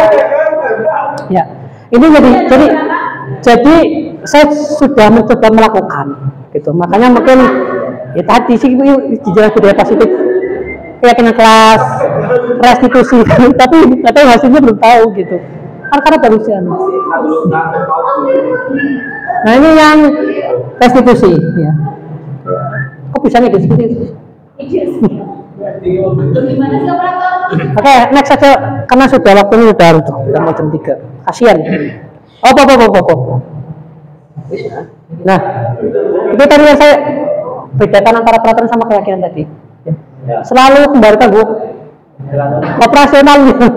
Selalu kembalikan buku ke tempatnya tadi kan biar enggak pemahamannya utuh gitu kan. Nanti aja lagi bedanya keyakinan sama kemarin CGB-nya menjelaskan enggak kan. Tanggung jawab. Dilarang mengganggu orang lain. Menghormati orang lain. Ya makanya kalau kita belum menerapkan kita nggak tahu hasilnya. Saya bilang tadi kalau untuk menerapkan ini perlu tenaga ekstra. Sama ketika seperti ini kita ngajar ya ngajar selama biasa. Tapi sama ngajar yang kita sudah sediakan misalkan LKPD-nya, alat demonstrasinya. Kira-kira lebih capek yang mana? Ini jangan dulu kayak gitu. Sama. Kira-kira akan lebih capek enggak menerapkan capek ya karena kita memang harus tahapannya lama gitu harus mungkin kita harus banyak berinteraksi sama siswa ngobrol-ngobrol. Selama ini kita sering ngobrol sama siswa enggak apa hanya sebatas pelajaran saja ya coba tanya kepada diri sendiri maksudnya selama ini saya selain ngobrol pelajaran pernah ngobrol hal lain terkait motivasi siswa dan sebagainya pernah enggak ya. Nah kalau gitu berarti sudah mulai menerapkan budaya positif kan seperti itu hasil ke siswa yang kita motivasi kan gitu kita nggak akan bilang itu ngomong hasil kalau kita nggak pernah lakukan nggak hasil tapi kita nggak pernah motivasi siswa ya nggak percuma nggak akan termotivasi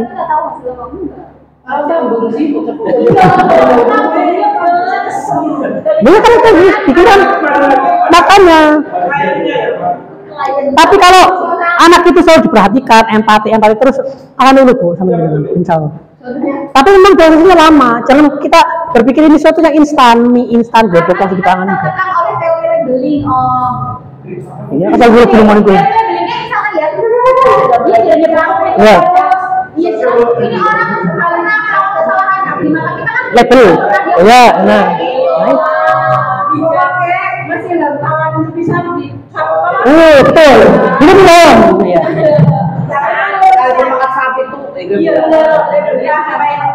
kalau menurut saya teori ini tidak hanya diberikan saja kepada kita yang berarti kita yang positif iya betul tapi juga ke anaknya harusnya ada dari guru penggerak itu ke anak juga kayak gitu loh. Supaya mereka itu bisa membuat suatu keyakinan pada dirinya sendiri. Jadi tidak hanya sepihak dari gurunya fokus itu tadi. Jadi kambung tuh mau gue akan ngomong itu banyak kan mantel lagi loh. Iya. Baru lihat langsung berbunga. Ya, makanya gini Bu, ada beberapa hal ya, karena saya satu orang muda, yang kedua nggak punya jabatan, karena gini, saya ingin melakukan hal A, B, C, yang bisa saya lakukan adalah yang ada dalam kontrol saya, contoh kelas 4, itu karena saya ngajar, ya kan, karena saya mencoba menerapkan dulu, oh ya, ini caranya keyakinan kelas seperti ini, saya coba nanti intervensi seperti ini, saya untuk nyampe misalkan seluruh siswa dan sebagainya, ya tadi, karena memang di budaya kita juga labeling, LC apa, cawingi, jak enom, jasing kayak jasing apa ruwet, ya kan, LC apa, beda gunung, labeling itu pasti ada, cawingi dan sebagainya. Ketika kita menyampaikan sesuatu, pasti labeling pertamanya cak enom, kelompok ilham, nah, si lebak, cak enom, kelompok ilham, si lebak mani.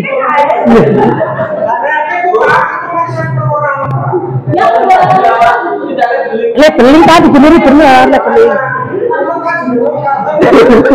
Label atasnya Pak M, semua karena ilham.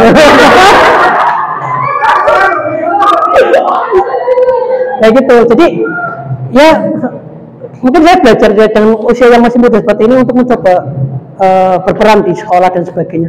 Dan selama ini memang banyak kebiran. Masih modal madun gitu. Karena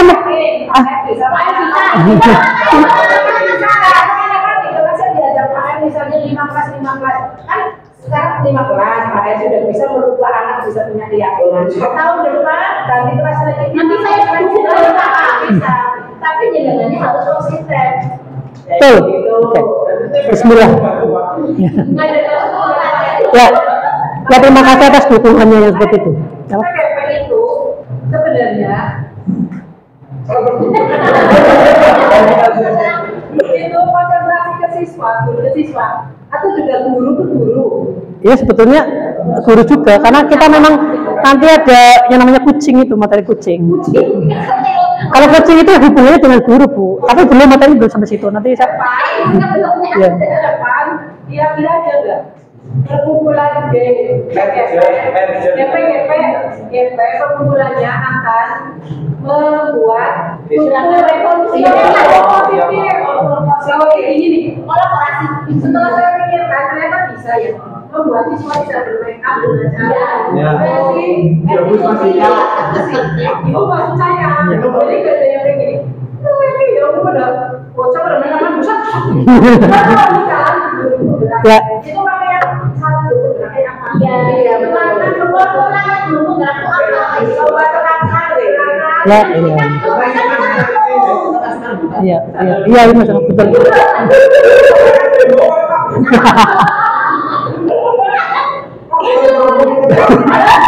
Ya, itu, ayo, ini apa lagi?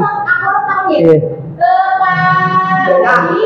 Pada Dani sama pada kita, kan kami positif. Di kita budaya positif menurut saya, budaya itu budaya positif menurut saya. Karena apa? Jam 6:30 kita udah online, SOB itu sakit, ya kan? Kecuali yang harus terapi. Nah, apakah sudah ada apa sih ya hasilnya? Hasil enggak? Itu. Sebentar Bu, hasil yang dimaksud itu, betul saya tanya maksudnya.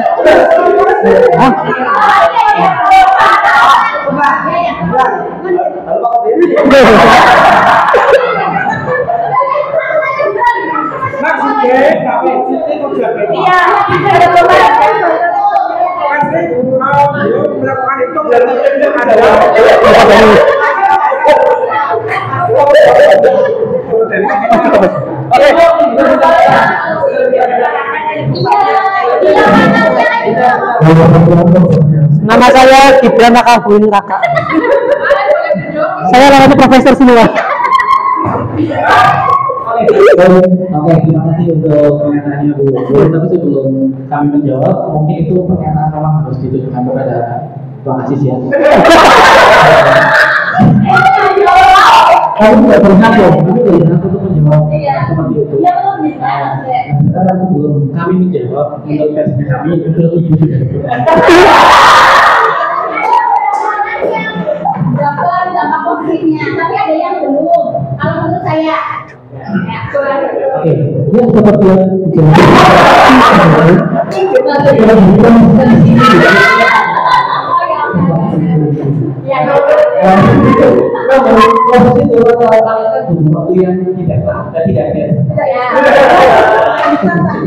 dulu. Mungkin Pak Denima dan Pak Tika itu mau menambahkan.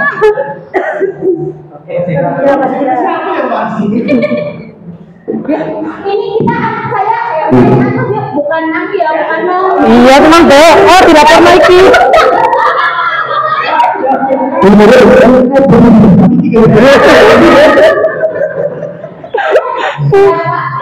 Ya apa sih?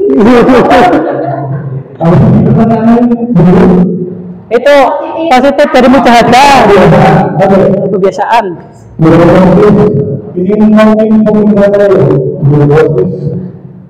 dulu anak sudah jam 6 atau jam 6 atau setengah 7 itu paling kerasa sih. Kalau untuk jam 7 mungkin masih ada jam 6 setengah 7. Kebiasaan itu sedikit, salah satunya adalah ibadah. Ya. Terus jangan tidur. Kalau tidak di tadarus atau janda itu bagi anak-anak yang tidak bisa membaca Al-Quran, ada yang kita sebelum ada beberapa anak sama Pak Abdul yang dari tahun kemarin itu selalu belajar tentang Iqra dan Iqra 1 di kelas 12 MIPA 2. Salah satu mungkin hal positif ketika pembelajaran mungkin itu mungkin ada yang teman.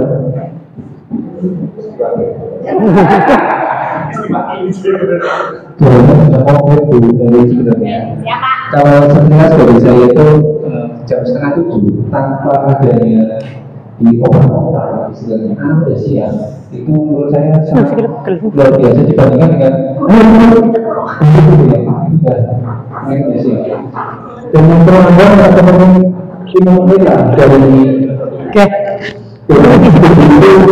itu tidak banyak ya, tidak lebih dari 20 setiap harinya. Jadi itu menurut saya sudah cukup luar biasa. Mereka bergerak sendiri tanpa ada tekanan negara. Itu. Apa bukan karena takut?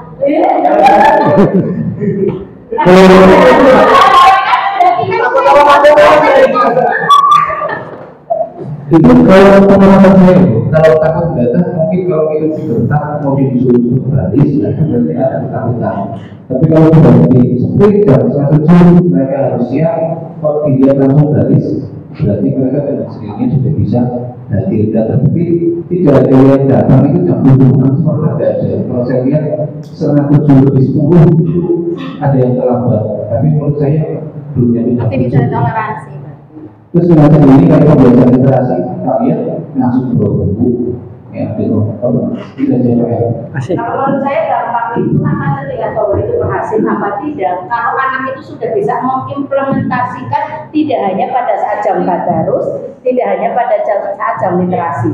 Artinya apa? Pas di KBM pun nggak perlu lagi kita, ya akhirnya mereka bisa mengimplementasikan lah kayak gitu bahwa anak itu sudah jadi kedisiplinan jadi karakter kayak gitu bahwa dikatakan bahwa program kita itu sudah berdampak positif kayak gitu. Jadi literatur tidak hanya sekedar baca di lapangan baca, tapi literatur di pembelajaran itu menurut saya itu yang namanya dampak positif, sudah berdampak positif. Saya tadi Bu menggarisbawahi itu yang tadi. Saya tertarik dengan ini tadi. Tapi memang gini, sebetulnya siswa itu bukan tanggung jawab kombinasi saja. Menurut saya loh maksudnya. Kita tanggung jawab bersama, guru yang di kelas juga sama, membuat terdidik itu bersama semua. Tapi pada kenyataannya memang kita gotong royong itu masih kurang. Tanggung jawab diri bahkan semuanya kombinasi. Saya mengalami 4 tahunnya, jadi enggak saya mengalami sendiri memang apa-apa itu nanti kembali ke kombinasi bla bla bla bla bla. Memang itu yang diberi tanggung jawab, tapi sebetulnya tanggung jawab utama itu ya guru juga di kelas untuk Tapi tadi kita itu nggak pernah seragam di sekolah ini, untuk menjadi seragam itu susah. Kalau yang ditugas itu ya itu baik wis anak kok kesel dewek sikile tenang aja Mas, jika saya mengerti perasaan Anda biasa itu. Gimana pindah ada gitu. Tanya lagi, enggak punya obsesi. Kita yang bangun disertasi.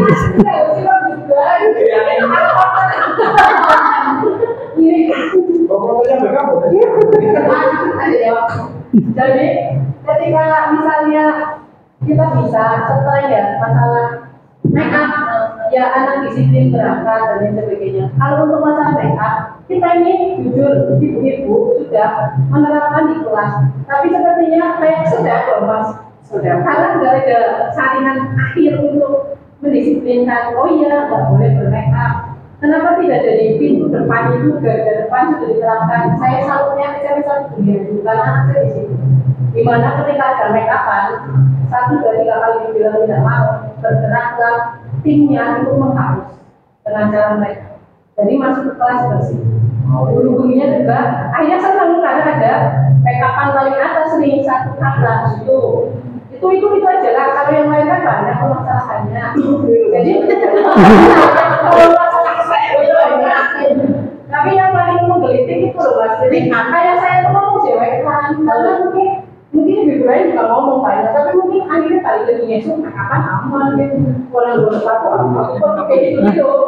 Kayak Saya tidak bisa jawab malah. Udah make up nih main bumen. Yo, make up apa itu orang menor ya.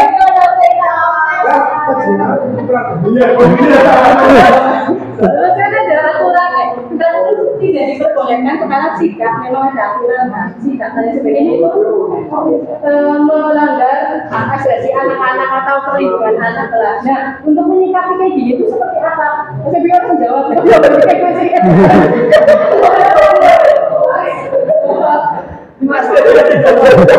Nah ini kan saya nggak bisa jawab ini. Apa jadi Ada nih dalam hati aku. ya saya sedang disertasi.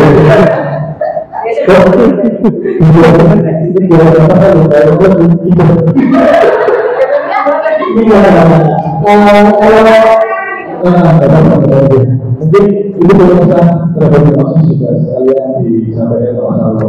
Kita terbuka untuk masalah itu sebenarnya yang mungkin ya jadi selama tidak lihat kenapa kita tidak action karena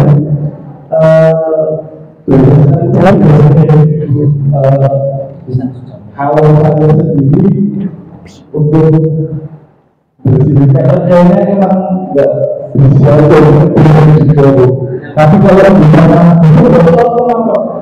mungkin tidak kelihatan bukan itu. Tapi ketika kita itu biasanya pas di awal pasti akan masuk aja. Kalau itu kebiasaan publik atau publik itu masuk aja pasti. Orang pakai kelas biasa memakai baju agak sedikit aneh-aneh juga langsung dibuat di depan situ. Langsung cuma emang ya kita memang tidak akan secara langsung emang ya saya sendiri ya tidak tahu kalau saya sendiri emang belum. Tapi kalau misal itu bukan sebuah ini benar pun bisa tanyakan dari kemarin mungkin di bahasa yang masih di Pak Yuda di 11 apa ya 11 bulan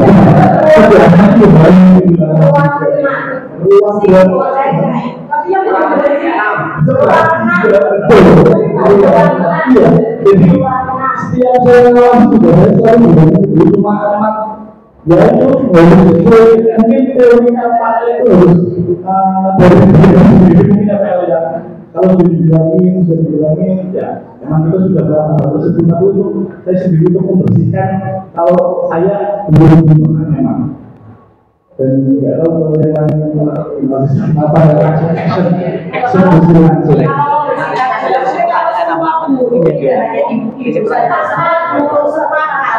tidak ada dulu dilarang ngomongin, insya Allah anak itu juga akan malu.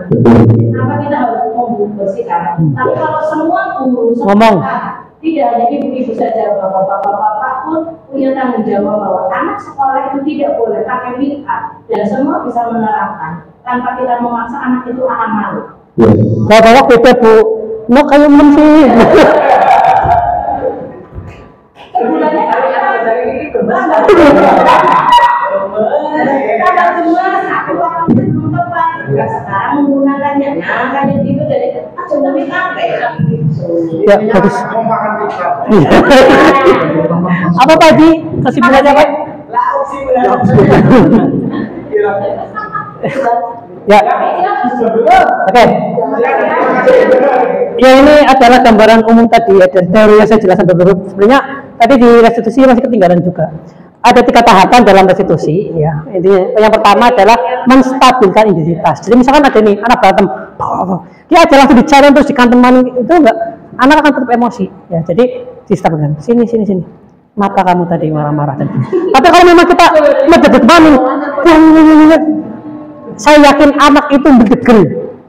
Suatu saat pengen mencegat guru ini perapatan terus bawa parang, bisa jadi seperti itu. Iya, betul.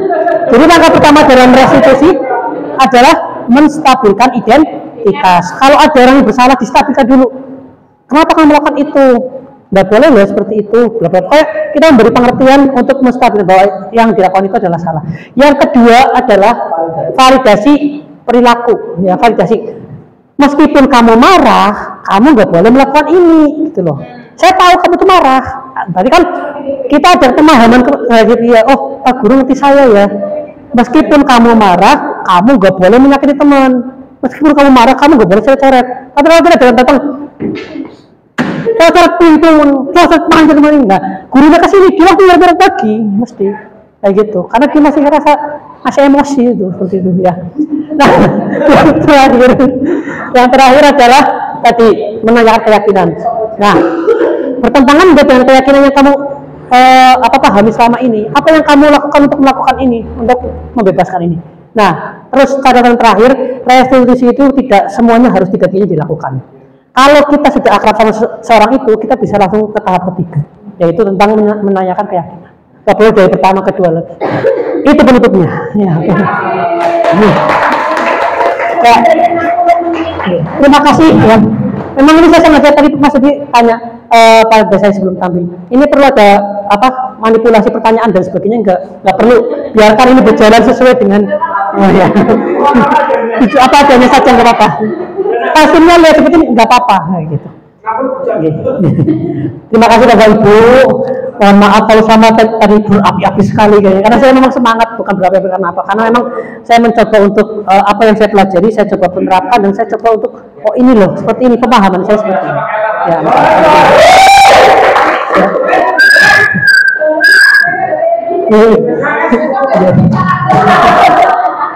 Oke. Demikian yang bisa saya sampaikan. Akhirul kalam, wassalamualaikum warahmatullahi wabarakatuh. Sekali lagi mau minta maaf dan mungkin lagi.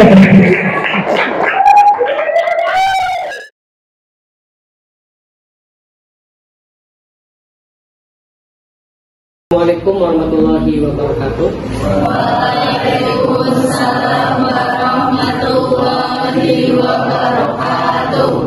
Apa kabar hari ini? Alhamdulillah. Sehat semua? Alhamdulillah. Kira-kira kita semua berhak sehat nggak? Bahagia? Sebagai manusia dan juga sebagai anggota sekolah ini, kalian memiliki hak-hak, diantaranya adalah tadi berhak untuk bahagia, untuk senang, mendapatkan pelajaran. Nah, berhak seperti itu bisa kita breakdown ke dalam sebuah keyakinan.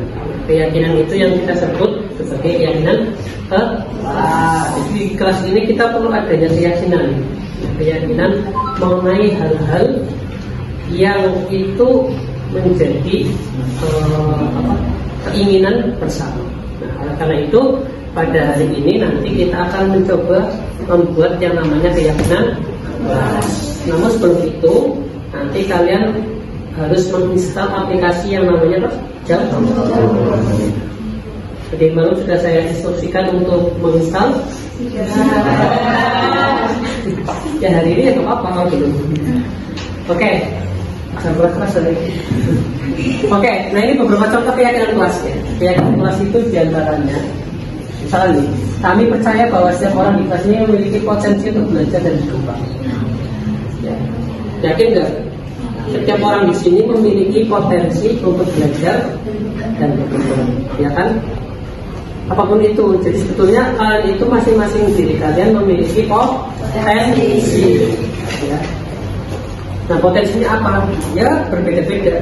Makanya kita tidak boleh memaksakan potensi, kita tidak boleh memaksakan kalian dapat kimia 100 semua, karena potensi orang itu berbeda. Jangan memaksa burung untuk berenang. Begitupun jangan memaksa ikan untuk terbang atau memanjat pohon misalnya, tidak bisa ya. Nah karena itu setiap orang memiliki potensi, percaya. Nah kami percaya bahwa kita semua dapat belajar satu sama lain. Maksudnya antara teman saling belajar, percaya nggak? Bisa. Karena kadang-kadang kalian itu bisa masuk pembelajaran itu justru ketika dijelaskan oleh teman yang sama. Oke, banyak lagi contohnya ya, bisa tentang belajar, tentang komunitas ya, tentang tujuan kelas bisa. Kelas ini kadang-kadang kan misalkan ada lomba kelas meeting, pengen menang nggak? Tapi kalau misalkan pengen menang tapi nggak ada yang mau maju lomba, kira-kira bisa menang? Nah itu kelas ini perlu adanya ingin tujuan bersama. Oleh karena itu kita nanti akan bikin yang namanya keyakinan kan? Oke. Nah, ini saya di sini sudah share link Jamboard dan silakan ditutup. Ya ini. Oh, nah nanti kalian bikinnya adalah di sini menggunakan apa? Sticky.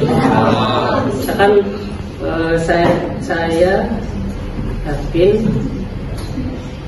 bahwa kita harus merasa nyaman, nah gitu. Nah itu nanti sticky note warnanya boleh dipilih, bisa warna hijau, kuning, ya.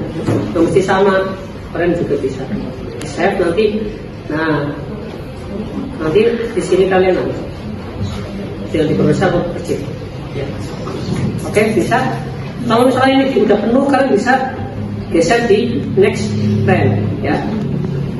Jadi bergeser ke next frame, bisa ya. Oke. Ya. Oke, silakan dimulai dari sekarang. Kalian bisa membuat sticky note dengan keyakinan kelas tersebut. Ya, silakan. Saya kasih waktu selama kurang lebih 5 menit. Oke, silakan kalian bikin. Ya, coba.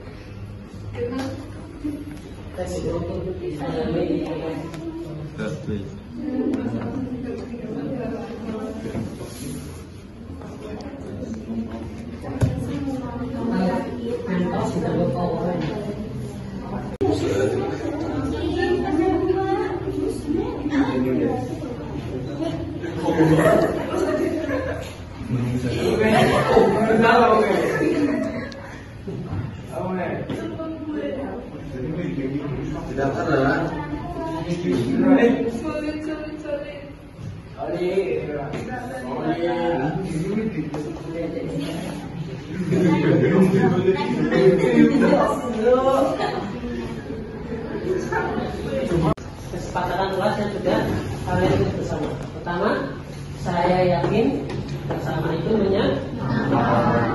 jadi apa-apa harus bersama, kompak, harus bersama. Yang kedua, saya yakin untuk bersikap baik dan ramah. Kira-kira kita semua suka nggak kalau ada orang yang baik dan ramah? Ada orang yang benci ketika orang lain bisa baik ramah, kecuali baik dan ramahnya hanya kekuranganmu dan diwara. Saya yakin untuk saling kompak. Yakin? Yang keempat, saya yakin setiap anggota kelas perlu saling bersosialisasi. Artinya kalian tidak menutup diri terhadap teman dan pilih-pilih. Oh, saya mau ngobrolnya hanya kepada Anda. Karena kalau saya ngobrol sama misalkan Mbak Zahro, nggak asik, nggak boleh seperti itu ya. Boleh teman-teman, pilih teman terus punya circle sendiri di kelas. Dan sehat. Nah, yang kelima, saya yakin kami merasa aman meninggalkan apapun di kelas. Ini seperti itu. Pengennya walaupun ada uang tetap 1 juta di sini nggak ada. Ya. Kalau kita udah disembunyikan di tempat lain dalam, kasihan aja. Ini jangan gitu. Berikutnya, saya yakin di kelas tidak ada pembuli. Penting nggak ini? Pembuli itu mempunyai dampak psikis nanti ke depan. Oke, kalian yang 10, 30 tahun ke depan tidak akan pernah lupa terhadap hal itu. Dan jangan nanti di pembuli itu jadi lawan kalian juga. Kamu disembunyi nih di kelas ini. Suatu saat kamu kerja bareng, ternyata yang kamu beri jadi atasan. Kamu nanti akan dibully balik suatu saat nanti. Mau naik pangkat nggak bisa. Dan itu bisa terjadi hal yang seperti itu bisa. Jadi jangan sepelekan perilaku negatif sekecil apapun. Nih, kita yakin kita semua akan sukses. Yakin? Ini pun harus punya keyakinan, karena modal awal seorang sukses itu memang harus memiliki keyakinan kuat. Jadi kamu itu harus punya deskripsi sendiri. Saya harus bisa melakukan ini. Saya harus ini, harus punya keyakinan tinggi. Tapi kalau kamu belum punya keyakinan tinggi, kamu untuk lompatan ke sana akan sulit.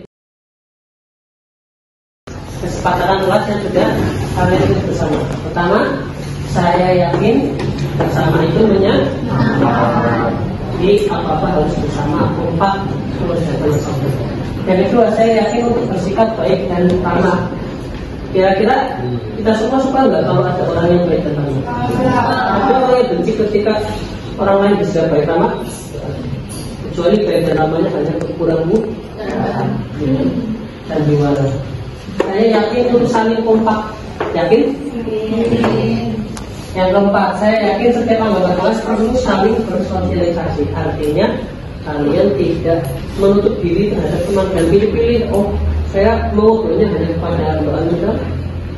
Karena kalau saya ngobrol sama misalkan Mbak Zahro, nggak asik, nggak boleh seperti itu ya. Boleh teman-teman, pilih teman terus punya circle sendiri di kelas.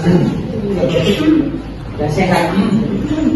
Nah, yang kelima, saya yakin kami merasa aman meninggalkan apapun di kelas. Ini seperti itu. Pengennya walaupun ada uang tetap 1 juta di sini nggak ada. Ya. Kalau kita udah disembunyikan di tempat lain dalam, kasihan aja. Ini jangan gitu. Berikutnya, saya yakin di kelas tidak ada pembuli. Penting nggak ini? Pembuli itu mempunyai dampak psikis nanti ke depan. Oke, kalian yang 10, 30 tahun ke depan tidak akan pernah lupa terhadap hal itu. Dan jangan nanti di pembuli itu jadi lawan kalian juga. Kamu disembunyi nih di kelas ini. Suatu saat kamu kerja bareng, ternyata yang kamu beri jadi atasan. Kamu nanti akan dibully balik suatu saat nanti. Mau naik pangkat nggak bisa. Dan itu bisa terjadi hal yang seperti itu bisa. Jadi jangan sepelekan perilaku negatif sekecil apapun. Nih, kita yakin kita semua akan sukses. Yakin? Ini pun harus punya keyakinan, karena modal awal seorang sukses itu memang harus memiliki keyakinan kuat. Jadi kamu itu harus punya deskripsi sendiri. Saya harus bisa melakukan ini. Saya harus ini, harus punya keyakinan tinggi. Tapi kalau kamu belum punya keyakinan tinggi, kamu untuk lompatan ke sana akan sulit. Bisa mandiri. Jadi Anak mandiri itu tadi juga salah satu puzzle untuk kamu sukses. Mandiri dulu. Mandiri tidak tergantung terhadap orang lain. Terus 9, saya yakin menjaga kebersihan penting untuk kesehatan. Penting nggak? Dalam kelas ini berarti harus selalu menjaga bersih. Jangan teman-teman yang rajin kamunya main bawa sampah plastik ini terus di rocker. Itu adalah keyakinannya sudah dibuat. Nanti silakan kalau kalian naik kelas bisa dibuat dalam sebuah frame, ditempel kalau bisa. Sebagai pengingat bahwa kita itu memiliki keyakinan kelas yang itu hasil dari tulisan kalian sendiri. Oke ya. Saya tutup. Assalamualaikum warahmatullahi wabarakatuh. Waalaikumsalam warahmatullahi wabarakatuh. Terima kasih Pak.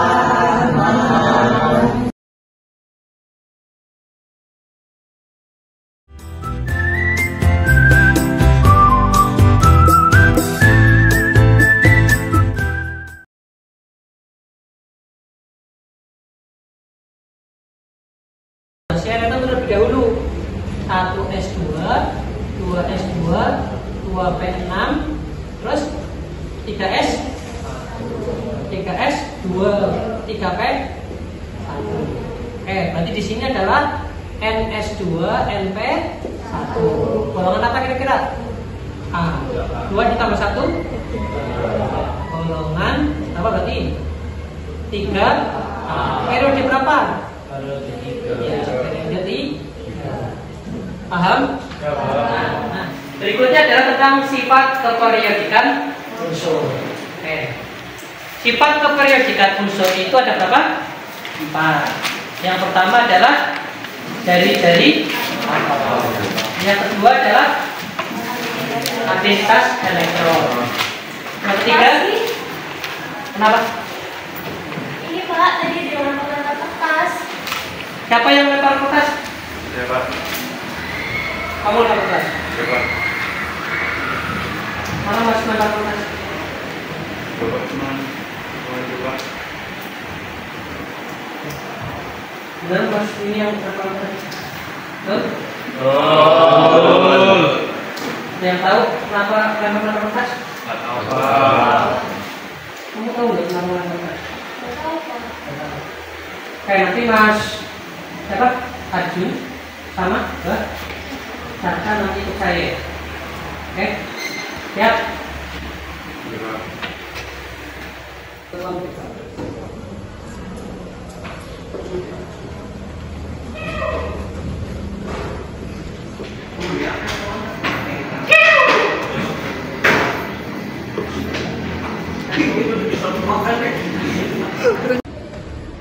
Mbak Caca, Mas Arjun, coba saya ingin minta keterangan dari kalian. Tadi kenapa di kelas? Aduh, saya ingin meminta keterangan dulu dari Mbak Caca. Kenapa Mbak Caca? Kan saya lagi mendengarkan kata-kata di materi itu, terus tiba-tiba nih si Arjun kan lempar kertas. Lempar kertas? Iya Pak. Oke, Mas Arjun tahu betul tadi melempar kertas Mbak Caca? Saat pelajaran saya itu. Oke. Kira-kira apa yang kamu lakukan salah apa benar Mas Arjun? Salah. Kenapa kamu melakukan itu? Pak, cacanya ngeselin Pak. Ngeselin? Iya Pak. Ngeselinnya gimana? Coba jelaskan lebih spesifik.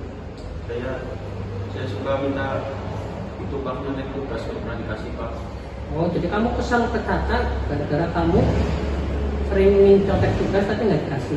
Benar Mbak Caca seperti itu? Mas Arjun sering minta tugas ke kamu terus kamu nggak kamu kasih? Mas Arjun, saya ingin tanya kepada Mas Arjun, kira-kira yang kamu lakukan itu dari mencoret tugas terus kemudian tadi ya melempar-lempar, kira-kira betul atau salah? Salah Pak. Kira-kira ada yang dilanggar enggak? Melanggar keyakinan kelas? Iya Pak. Coba saya ingin tanya dari hati kamu, kira-kira keyakinan kelas yang mana yang kamu langgar? Yang itu Pak, menghargai guru sama menghargai teman Pak. Menghargai guru? Sama menghargai teman. Oke, coba jelaskan lebih detail lagi. Kenapa kamu bilang tadi keyakinan kelasnya kamu langgar itu keyakinan yang tidak menghargai guru sama menghargai teman. Kenapa? Karena dari waktu lagi belajar saya tidak lupa, jadinya mengubah jalan baru. Oke, yang kedua? Kemarin saya coba ketemu Irwan karena saya sekarang udah ngerjain PR susah. Saya minta dua coba, itu kurang lebih. Ya, terus yang kamu lempar itu menghargai lempar. Berarti kamu sudah menyadari ya bahwa perilaku kamu itu salah. Meskipun kamu lagi kesel, itu tidak lantas perilaku itu bisa mentolerir kamu melempar-lempar seenaknya, yaitu bisa masuk ke dalam pembuktian. Tidak kok boleh ya. Oke, Mbak Caca, saya sudah mendapat keterangan lengkap, Mas Arjun. Tapi ada satu hal lagi, kira-kira apa yang Mas Arjun akan lakukan untuk menggantikan kesalahan mereka? Saya ini Pak, minta maaf ke baca satu itu lama itu Pak Guru Pak. Oke, coba saya mau lihat kamu minta maaf Mbak Caca. Kak, tidak apa ya jauh ke level-level saya juga masih maafin saya karena sudah bedain kayak kamu.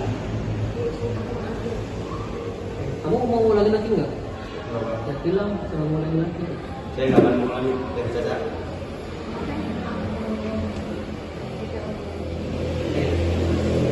Baik, kamu sudah tadi meminta maaf ke Mbak Caca. Apa yang akan kamu lakukan untuk menggantikan lagi? Barangkali kamu punya sesuatu yang ingin sampaikan. Saya yang Usul apa? Jadi setiap kelas mungkin ada yang kasih juga Pak. Saya usulin sekolah ini ada itu Pak, seminar anti bullying Pak. Seminar anti? Oke, jadi untuk menggantikan kesalahan kamu mengusulkan sesuatu ya, seminar anti bullying kan? Oke, itu bagus Mas Arjun. Tapi apakah kamu siap menjadi panitia itu? Kan kamu tadi yang mengusulkan juga kamu melakukan kesalahan. Kira-kira kamu siap nggak menjadi panitia? Siap Pak. Kalau dijadikan ketua siap? Siap Pak, insya-Allah. Baik, Mas Arjun sudah mencoba menebus kesalahan Mas Arjun, terutama dengan meminta maaf pada Mbak Caca, juga mengusulkan sebuah ide yang bagus tadi saya lihat, yaitu adalah seminar anti bullying dengan maksud supaya kejadiannya